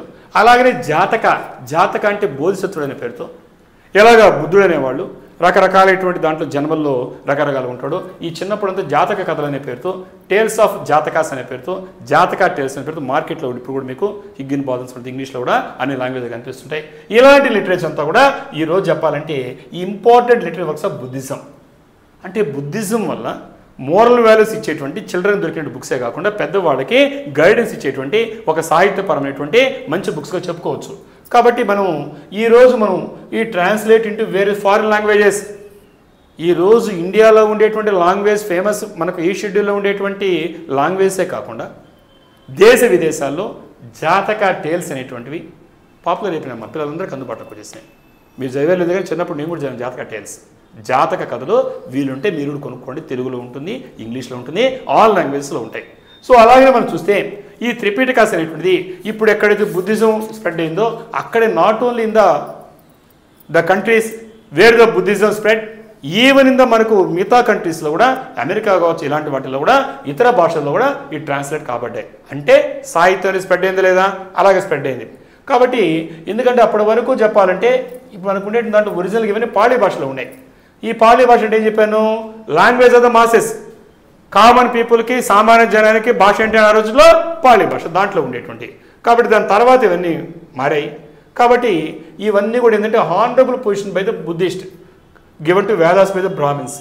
ఏ విధంగా అయితే బ్రాహ్మిన్స్ అనేవాళ్ళు ఈ వేదాలకు అత్యంత ప్రాధాన్యత ఇచ్చారు, హిందుత్వం అనేది వేదాలకు ఎలా ప్రాధాన్యత ఇచ్చిందో బుద్ధిజంలో ఇక్కడ ఉండేటువంటి జాతకాస్ కానీ త్రిపీఠికాస్ కానీ వీటికి అంత గౌరవమైనటువంటి పవిత్రమైన గ్రంథాలుగా చోటు చేసుకున్నాయి. కాబట్టి పవిత్ర గ్రంథాలు స్ప్రెడ్ అవుతాయి ఆటోమేటిక్గా. సో ఆ విధంగా మనకు కాకుండా, అంతేకాకుండా హిస్టారికల్ ఇంపార్టెన్స్. అవును, చరిత్ర ఎలా తెలుస్తుందమ్మా? జరిగిపోయిన విషయాలు ఎలా తెలుస్తాయి? నీ డైరీ చూస్తే దగ్గర వస్తుంది నాకు, నీ బుక్స్ చూస్తే తెలుస్తుంది నాకు, అంతే కదా. మీ డాడీను, మీ గ్రాండ్ ఫాదర్ రాసిన లెటర్స్, మీ ఇంట్లో రాసినటువంటి బుక్స్ తీస్తే ఓ పలానప్పుడు ఇలా జరిగింది, మా పేరెంట్స్ ఇలా రాశారు, మా వంశ చరిత్ర అని చెప్పుకుంటాం కదా. అలాగనే ఆ రోజు ఉన్నటువంటి 6th BCలో జరిగినటువంటి ఇన్సిడెంట్స్ కానీ ఇవన్నీ తెలియాలంటే ఏం చేయాలి? లిటరేచర్ కావాలి మనకి. అవే హిస్టారికల్ సోర్సెస్ అంటాం. కాబట్టి ఆర్కియలాజికల్ ఎవిడెన్సెస్ ద్వారా, నీ తవ్వకాల ద్వారా కొన్ని తెలుస్తుంటే కొన్ని నీకు లిటరేచర్ ద్వారా తెలుస్తుంది. కాబట్టి ఇక్కడ మనకు ఉండేటువంటి సిగ్నిఫికెన్స్ ఇది కామన్ మ్యాన్కి అందడమే కాకుండా ఇక్కడ హిస్టారికల్ ఎవిడెన్సెస్ ఆ రోజు జరిగినటువంటి వర్ణనలు ఉంటాయి. అప్పుడు ఉండేటువంటి సోషల్ లైఫ్, సామాజిక జీవితం ఎలా ఉంది, ఎకానమీ ఆర్థిక వ్యవస్థ ఎలా ఉంది, అడ్మినిస్ట్రేషన్ పరిపాలన ఎలా ఉంది, మతపరమైన విశ్వాసాలు ఎలా ఉన్నాయి, ఇలాంటి అనేకమైన విషయాలకి హిస్టారికల్ ఎవిడెన్సెస్. కాబట్టి చారిత్రకమైనటువంటి ఇంపార్టెన్స్ కూడా ఇప్పుడు చెప్పినటువంటి జాతక టేల్స్కి, అలాగే ఇప్పుడు చెప్పిన త్రిపీఠికాస్కి, ఇంకా చెప్పండి బౌద్ధ లిటరేచర్ అనేది కూడా ఖచ్చితంగా ఉంది. కాబట్టి లిటరేచర్కి, సాహిత్యానికి ఎనలేని సేవ చేసింది ఏంటంటే బౌద్ధం చేసింది. కాబట్టి అలాగనే చూసినప్పుడు మనకి ఎగ్జామినేషన్లో కొన్ని వచ్చేటువంటి దాంట్లో ఇవన్నీ కూడా ఎగ్జామినేషన్ అడుగుతుంటారమ్మా. ఇక్కడ ఇచ్చిన బట్టి కొన్ని ఎగ్జాంపుల్ ఇచ్చాను. మనకు అమరకోశ రిటర్న్ బై అని అడిగాడు ఎగ్జామినేషన్లో. గ్రూప్ 1లో, గ్రూప్ 2లో, యూపీఎస్లో అడుగుతుంటాడు. అమరకోశ వారు రిటర్న్ బై అమర్ సింగ్. ఎవరు రాసింది అమరకోశ అని? అమర్ సింగ్. ఇక్కడ ఇచ్చాం Amarakosha, the Amarakosha of Amar Simha. So ఇక్కడ ఇచ్చినటువంటి బుక్స్ కూడా కొన్ని సింబాలిక్ ఇచ్చాం. కాబట్టి అమరకోశ అనేది ఎగ్జామినేషన్లో గుర్తుపెట్టుకోండి, రిటర్న్ బై అమర్ సింగ్. దాంతోపాటు మనకి ఈ అశ్వఘోష్ రాసినటువంటి బుక్స్ చాలా ఇంపార్టెంట్ అమ్మ. ఏం పేరు? అశ్వఘోష్. ఏం పేరు? అశ్వఘోష్. ఈ రెండు కన్ఫ్యూజ్ అవుతుంటారు, అమర్ సింగ్కి అశ్వఘోష్కి జనరల్గా కన్ఫ్యూజ్ అవుతుంటారు. ఎగ్జామినేషన్లో కావాలని wantedly they give this 2 names. One is Amar Singh, another one is అశ్వఘోష్. బట్ మీరు క్లారిటీగా ముందుకు ప్లాన్ చేసుకుంటే ఎగ్జామినేషన్లో 100% వచ్చేటువంటి ప్రిలిమ్స్ బిట్స్ గ్రూప్ 1 గ్రూప్ 2లో కానీ యూపీఎస్సీలో. ఇక్కడ ఈ అశ్వఘోష్ ఏం రాశాడంటే బుద్ధ చరిత ఏం రాశాడు, ఇక్కడ ఇచ్చాడు అశ్వఘోష్ బుద్ధ చరిత. ఇక్కడ అమరకోశ రిటర్న్ బై అమర్ సింహ, ఇక్కడ బుద్ధ చరిత ఇచ్చాడు. దీంతో పాటుగా అశ్వఘోష్ ఏం రాశాడంటే ఇక్కడ దీంట్లో రాష్ట్రపాల అలాగనే సరిపుత్తర అనేటువంటి 3 బుక్స్ ఇచ్చాడు. కాబట్టి దీంతో పాటు అశ్వఘోషుడు రాసిన వాటిలో ఈ కాంబినేషన్ ఇచ్చాడు అనుకోండి, ఈ బుక్స్ ఏమేమి వచ్చాడంటే మీరు కాంబినేషన్ ఎగ్జామినేషన్లో గుర్తుపెట్టి ట్రై చేయండి. సో అలాగనే మనకి అనదర్ బుద్ధిస్ట్ కాదు చెప్పండి, నాగార్జున. నాగార్జున తెలుసు కదా మీకు, ఏ నాగార్జున? మీరు ఏ నాగార్జున గురించి మాట్లాడతలేదు, నేను మాట్లాడేది బుద్ధిజం ఉండే నాగార్జున గురించి మాట్లాడుతున్నాను. నేను ఈ నాగార్జున అతను ఇంపోర్ట్ ఆయుర్వేద చరక సంహిత కాడి నుంచి ఇలాంటి ట్రేడ్ చూస్తుంటాం ఈరోజు. ఆయుర్వేద ప్రత్యేకమైనటువంటి వైద్య గ్రంథంగా భాషించిందంటే బుద్ధిజం కాడి నుంచి స్టార్ట్ అయింది. ఇవాళ కూడా చూడండి, సినిమాలు చూస్తుంటారు మీరు, మూవీస్, ఇంగ్లీష్ మూవీస్ చూసినా కానీ, ట్రాన్స్లేట్ మూవీస్ వస్తున్నాయి జపాన్ కానీ, వీటిల్లో ఒక ప్రత్యేకమైన మూలికెళ్ళి వాళ్ళంతా పశువులు తీస్తుంటారు. ఇవన్నీ కూడా ఇలాంటివన్నీ కూడా ఈ బుక్స్లో కనిపిస్తాయి. నిజానికి నాట్ ఓన్లీ లిటరేచర్, ఒక చెప్పాలంటే మెడిసిన్కి కానీ వైద్య రంగానికి కానీ గ్రేట్ కాంట్రిబ్యూషన్ ఇచ్చే మతం ఏంటంటే బుద్ధిజం. అందుకే చూస్తున్న మార్షల్ ఆర్ట్స్ కూడా ఇచ్చింది. అదేంటి సార్ ఇక్కడ మీరు నాన్ వైలెన్స్ అన్నారంటే ఇలా చెప్పుకుంటూ పోతే దీనిలో బుద్ధిజం చాలా చేసినమ్మా ఈ బుక్స్లో మీకు కనిపిస్తాయి ఆయుర్వేదంలో. అలాగే నాగార్జున అనగానే మీకు చెప్పాను నేను, నాగార్జున అనగానే నాగార్జున కొండ గుర్తుంది కదా, ఏ రాష్ట్రంలో ఉందమ్మా, ఏ స్టేట్లో ఉంది? ఆంధ్రప్రదేశ్లో ఉంది. నాగార్జున కొండ, నాగార్జున సాగర్ ఇన్నుంటారు మీరు. ఆ నాగార్జున సాగర్ డ్యాము కట్టక ముందు ఆ హిల్స్ మధ్యలో ఉండేటువంటి ఒక మంచి ఒక హిల్ ఉంటుంది సెంటర్లో, దాని పేరు నాగార్జున కొండ. ఇప్పుడు వెళ్ళొచ్చు, మీరు వెళ్తే బోట్స్లో వెళ్ళొచ్చు. మ్యూజియం ఉంది, అక్కడ దొరికినటువంటి అన్ని తీసుకెళ్ళి మ్యూజియంలో పెట్టారు. బోట్ ద్వారా మాత్రమే మీరు వెళ్ళగలుగుతారు. దాని పేరేం పేరు? నాగార్జున కొండ. ఎక్కడుంది? In the mist of Nagarjuna Sagar. ఇప్పుడైతే వీళ్ళుంటే వెళ్ళండి. మరి నాగార్జునుడు జరిగినటువంటి ప్లేస్ కాబట్టి నాగార్జున కొండ, నాగార్జున సాగర్ అది పేరు రావడానికి. అంటే నాగార్జున సాగర్ అంటే ఏదో అనుకున్నారు మీరు, ఇప్పుడు అర్థమైంది మీకు. కాబట్టి నాగార్జున కొండ అంటే ఈ నాగార్జునుడే. అంటే మనకి భారతదేశంలో ఆంధ్రప్రదేశ్లో మనకి చాలా బంధం ఉంది ఇక్కడ బౌద్ధిజానికి. అందుకే ఇవాళ కూడా నేటికి మనకు అనేకమైన ఎక్స్కవేషన్ చేసినప్పుడు, త్రవ్వకాలు జరిగినప్పుడు ఈ యొక్క బౌద్ధిజానికి సంబంధించినటువంటి ఈ యొక్క ఏమవుతూ ఉన్నాయో మనకు అన్నీ దొరుకుతుంటాయి అవశేషాలు. ఎక్కడో పడేది అమరావతి ఉంది కదా, రాజధాని అంటున్నాం కదా, గుంటూరు జిల్లాలో అక్కడ ఉంది కదా, జగ్గైపేట ఉన్నారు కదా, ఇవన్నీ కూడా అమరావతి స్తూపాలు. ఇవన్నీ కూడా విధంగా లిటరేచరే కాకుండా అన్ని చూస్తున్నాం. మరి ఈ నాగార్జునుడైన అతను ఏం చేశాడంటే ఇక్కడ రాసింది కాకుండా ఇక్కడ మనం ఇంకోటి గమనిస్తారు ఎగ్జామినేషన్లో. ఇక్కడ ఏమిస్తారంటే మలింద పన్హో అనేటువంటి ఎవరు రాశారంటే ఇక్కడ మనం రాస్తాడు. ఈ బుక్స్ అన్నీ కూడా మనకు ఎగ్జామినేషన్లో కనిపిస్తాయి. అంటే వాళ్ళ కాన్వర్జేషన్ వాటిని ఈ విధంగా లిటరేచర్ గురించి ఎగ్జామ్స్ అయితే గ్యారంటీకి వస్తాయమ్మా. బౌద్ధ లిటరేచర్ ఒక డిస్క్రైబ్ చేసుకొని లిస్ట్ అవుట్ చేసుకొని దాని అంతా కూడా ఎగ్జామినేషన్లో ప్రాక్టీస్ చేయండి. సార్ చాలా మతాల పైన ఆర్ట్, ఆర్కిటెక్చర్, స్కల్ప్చర్ ప్రభావం ఉందని విన్నాను సార్. అలానే వాటిపైన బుద్ధిజం ప్రభావం కూడా ఉందా సార్? ఖచ్చితంగా ఉంటుంది, ఎందుకు ఉండదు? నువ్వు అడిగేది ఏంది? లిటరేచర్ ఉంది, వీటన్నీ బాగానే ఉంది. ఆర్ట్, ఆర్కిటెక్చర్ అండ్ స్కల్ప్చర్ ఖచ్చితంగా, పెయింటింగ్స్ కూడా అంతే కదా. ఆర్ట్, ఆర్కిటెక్చర్, పెయింటింగ్స్, స్కల్ప్చర్ అన్నిటిపైన ఇది కూడా డిస్కస్ చేద్దాం. ఎగ్జామినేషన్లో ఇంపార్టెంట్ వస్తుంది. మొట్టమొదటి చెప్పాలంటే ఆర్ట్ పైన చూద్దాం. ఈ ఆర్ట్ కానీ మనం చూసినప్పుడు ఆర్ట్ ఉంది, ఆర్కిటెక్చర్ ఉంది, స్కల్ప్చర్ ఉంది, దాంతోపాటుగా మనకి పెయింటింగ్స్ కూడా ఉన్నాయి. అంటే ఇవన్నీ కూడా మనం విడివిడిగా అడగచ్చు, ఒకే రిలేటెడ్ కాన్సెప్ట్స్ ఇవన్నీ కూడా. అంటే మనం కొన్ని కళాఖండాలు చూస్తుంటాం, ఆర్ట్ పిక్చర్స్ పేరు చూస్తుంటాం, ఆర్కిటెక్చర్ వాస్తు చూస్తుంటాం, శిల్పాలు చూస్తుంటాం, పెయింటింగ్ చూస్తుంటాం.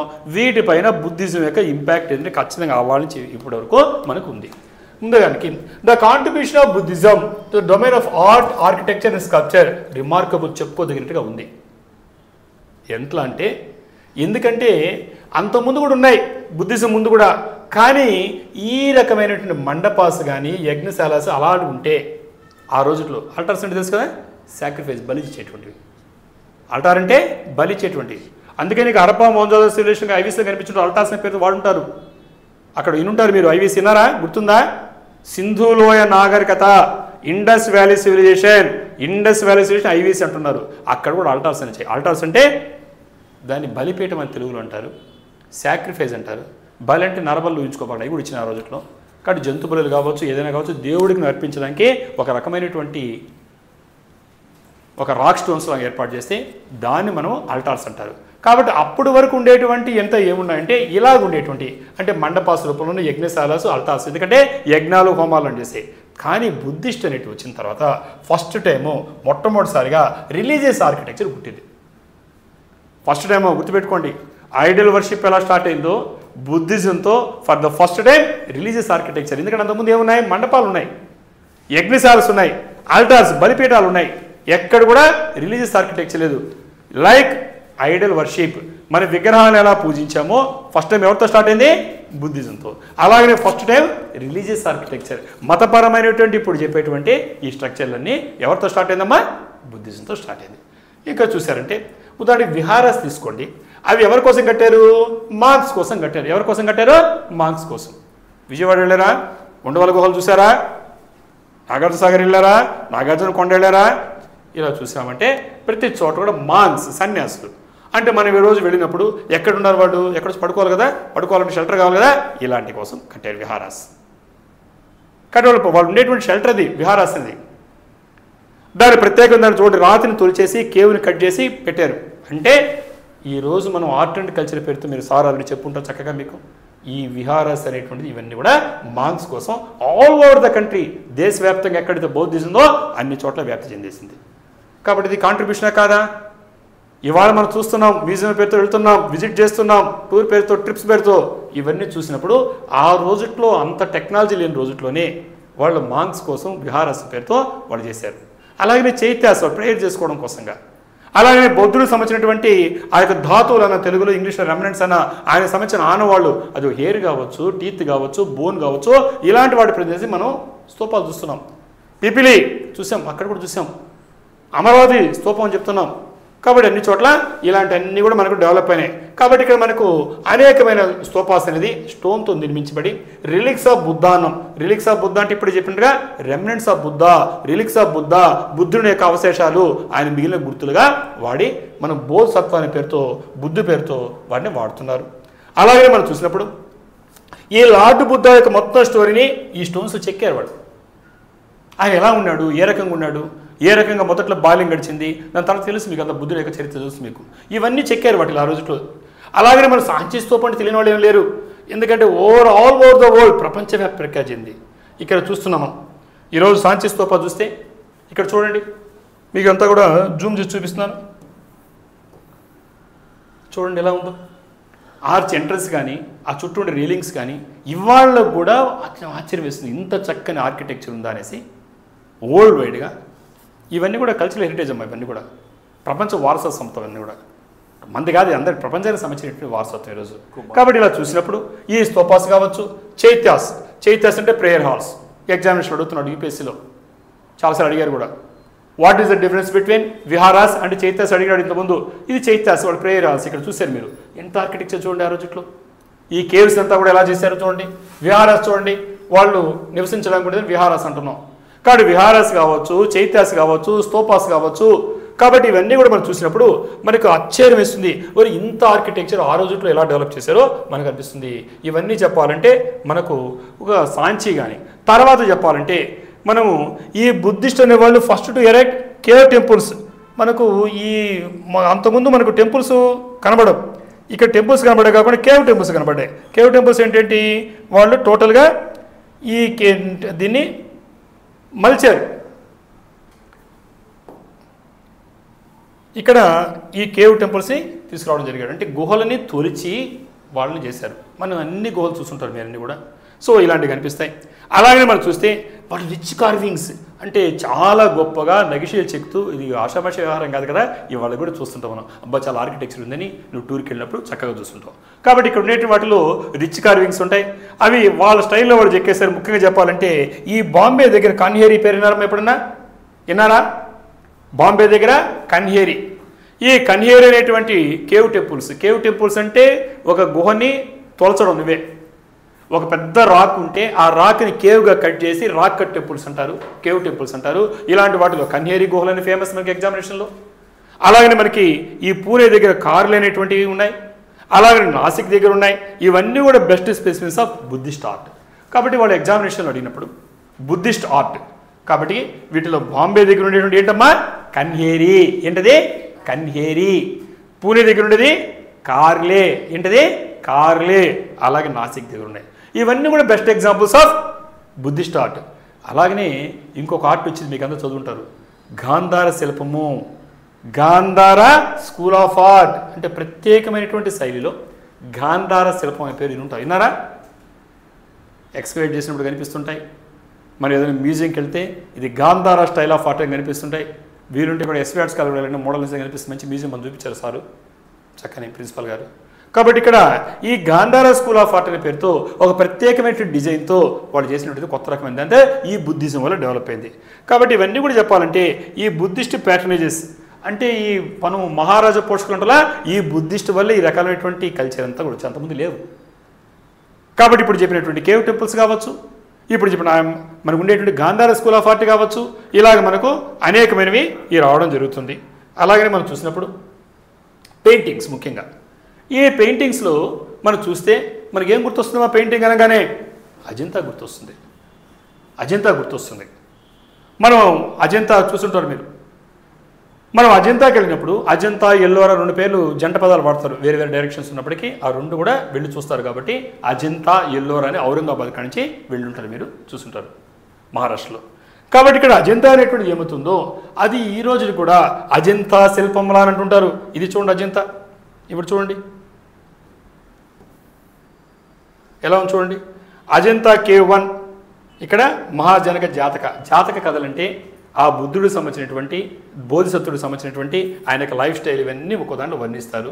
దాంట్లో ఇవాళకు కూడా సజీవంగా ఇంత కాలం తర్వాత ఉన్నాయంటే గ్రేట్ కదా, గొప్ప ఆర్ట్ అది.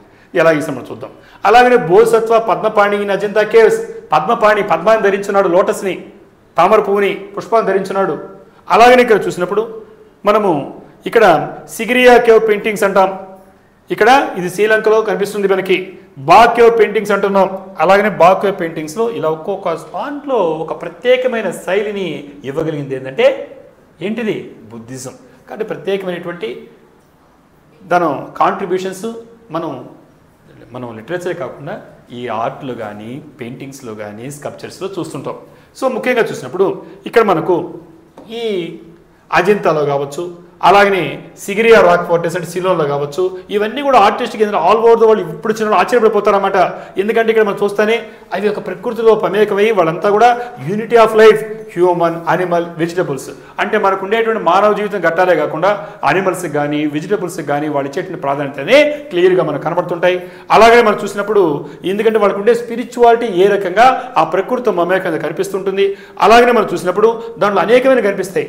రాజుల గురించి ఉంటాయి, కింగ్స్ గురించి, ప్రిన్సెస్ గురించి ఉంటాయి, కోర్టియర్స్ అంటే సభికుల గురించి ఉంటాయి, వ్యాపార మర్చెంట్స్ ఉంటారు, వేటగాడు హంటర్స్ ఉంటారు, గాడ్స్ గాడ్సెస్ దేవతలు దేవుళ్ళు ఉంటారు, మెన్ అండ్ ఉమెన్ స్త్రీలు పురుషులు ఉంటారు, ఏంజల్స్ గంధర్వుల్లాగా యక్షకిన్నెరులు అంటే వాళ్ళంతా ఫెయిరీస్ కానీ, అలాగే అనిమల్స్, ట్రీస్, ఒకటేంటి వాట్నాట్ అనేకమైనటువంటి విషయాలు ఈ రోజు ఉండేటువంటి ఈ పెయింటింగ్స్లో కానీ వీటిల్లో మన శిల్పాల్లో కనిపిస్తుంటాయి.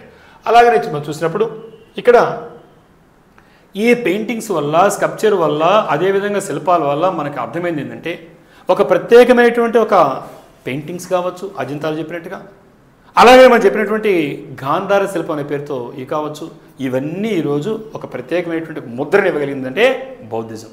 Do you agree or not? Right. ఇంకెన్ని మోర్ డౌట్స్? రైట్ అమ్మా.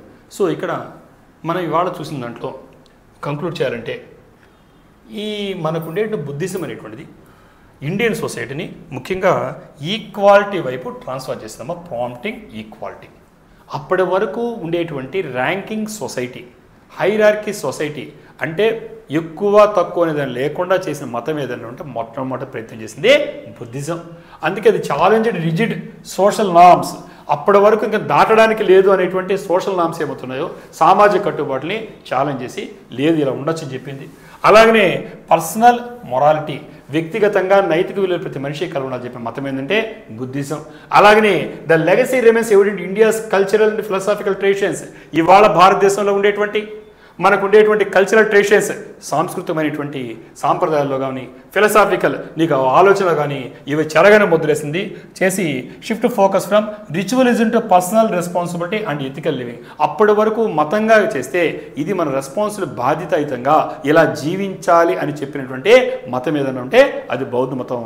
అందువల్ల మనం ఈరోజు మనం మాట్లాడేటువంటిది యూపీఎస్సీ సిలబస్లో ఆప్షనల్ ఆంథ్రోపాలజీలో మనకు 3.4 అనేటువంటి చాప్టర్ ఏమవుతుందో అక్కడ మనం ఏం డిస్కస్ చేసామంటే టోటల్గా impact of religions on Indian society, భారత సమాజం పైన మతాల ప్రభావం అనే పేరుతో అక్కడ బుద్ధిజం అడిగాడు, జైనిజం అడిగాడు, ఇస్లాం అడిగాడు, క్రిస్టియానిటీ అండ్ అదర్ రిలీజియన్స్ అని పెట్టాడు. 3.4. అదే పేపర్ 2లో 8.1కి వచ్చే కళకి impact of religions on tribal society అన్నాడు. అంటే ఇండియా సొసైటీ పైన వేరే, మార్జినలైజ్డ్ కమ్యూనిటీస్ ఉన్నారు వాళ్ళ పైన వేరే, అది ఇంకొక దాంట్లో డిస్కస్ చేస్తాం. ఇట్లా ఒక్కొక్క రిలీజియన్ కూడా డిస్కస్ చేస్తే టోటల్గా ఈ వాళ్ళు ఉండేటువంటి సొసైటీలో మనంతా జీవిస్తున్నాం. ఈ సొసైటీలో మనం ఎందుకు వచ్చాము, ఎలా వచ్చాము, ఏ మార్పులు జరిగాయో తెలుసుకోవాల్సిన బాధ్యత not only as the aspirant of UPSC, as the humans of society, as the citizens of India. ఎందుకంటే ఇట్ ఈస్ ద రెస్పాన్సిబిలిటీ. దాంట్లో భాగంగా ఒక మంచి టాపిక్లో పార్టిసిపేట్ చేసినటువంటి ప్రతి ఒక్కరిని అభినందిస్తూ, ముఖ్యంగా ఇప్పుడు క్వశ్చన్స్ అడిగినటువంటి ఈ ఇద్దరు విద్యార్థులని చిన్నారుని అభినందిస్తూ I wish you all the success.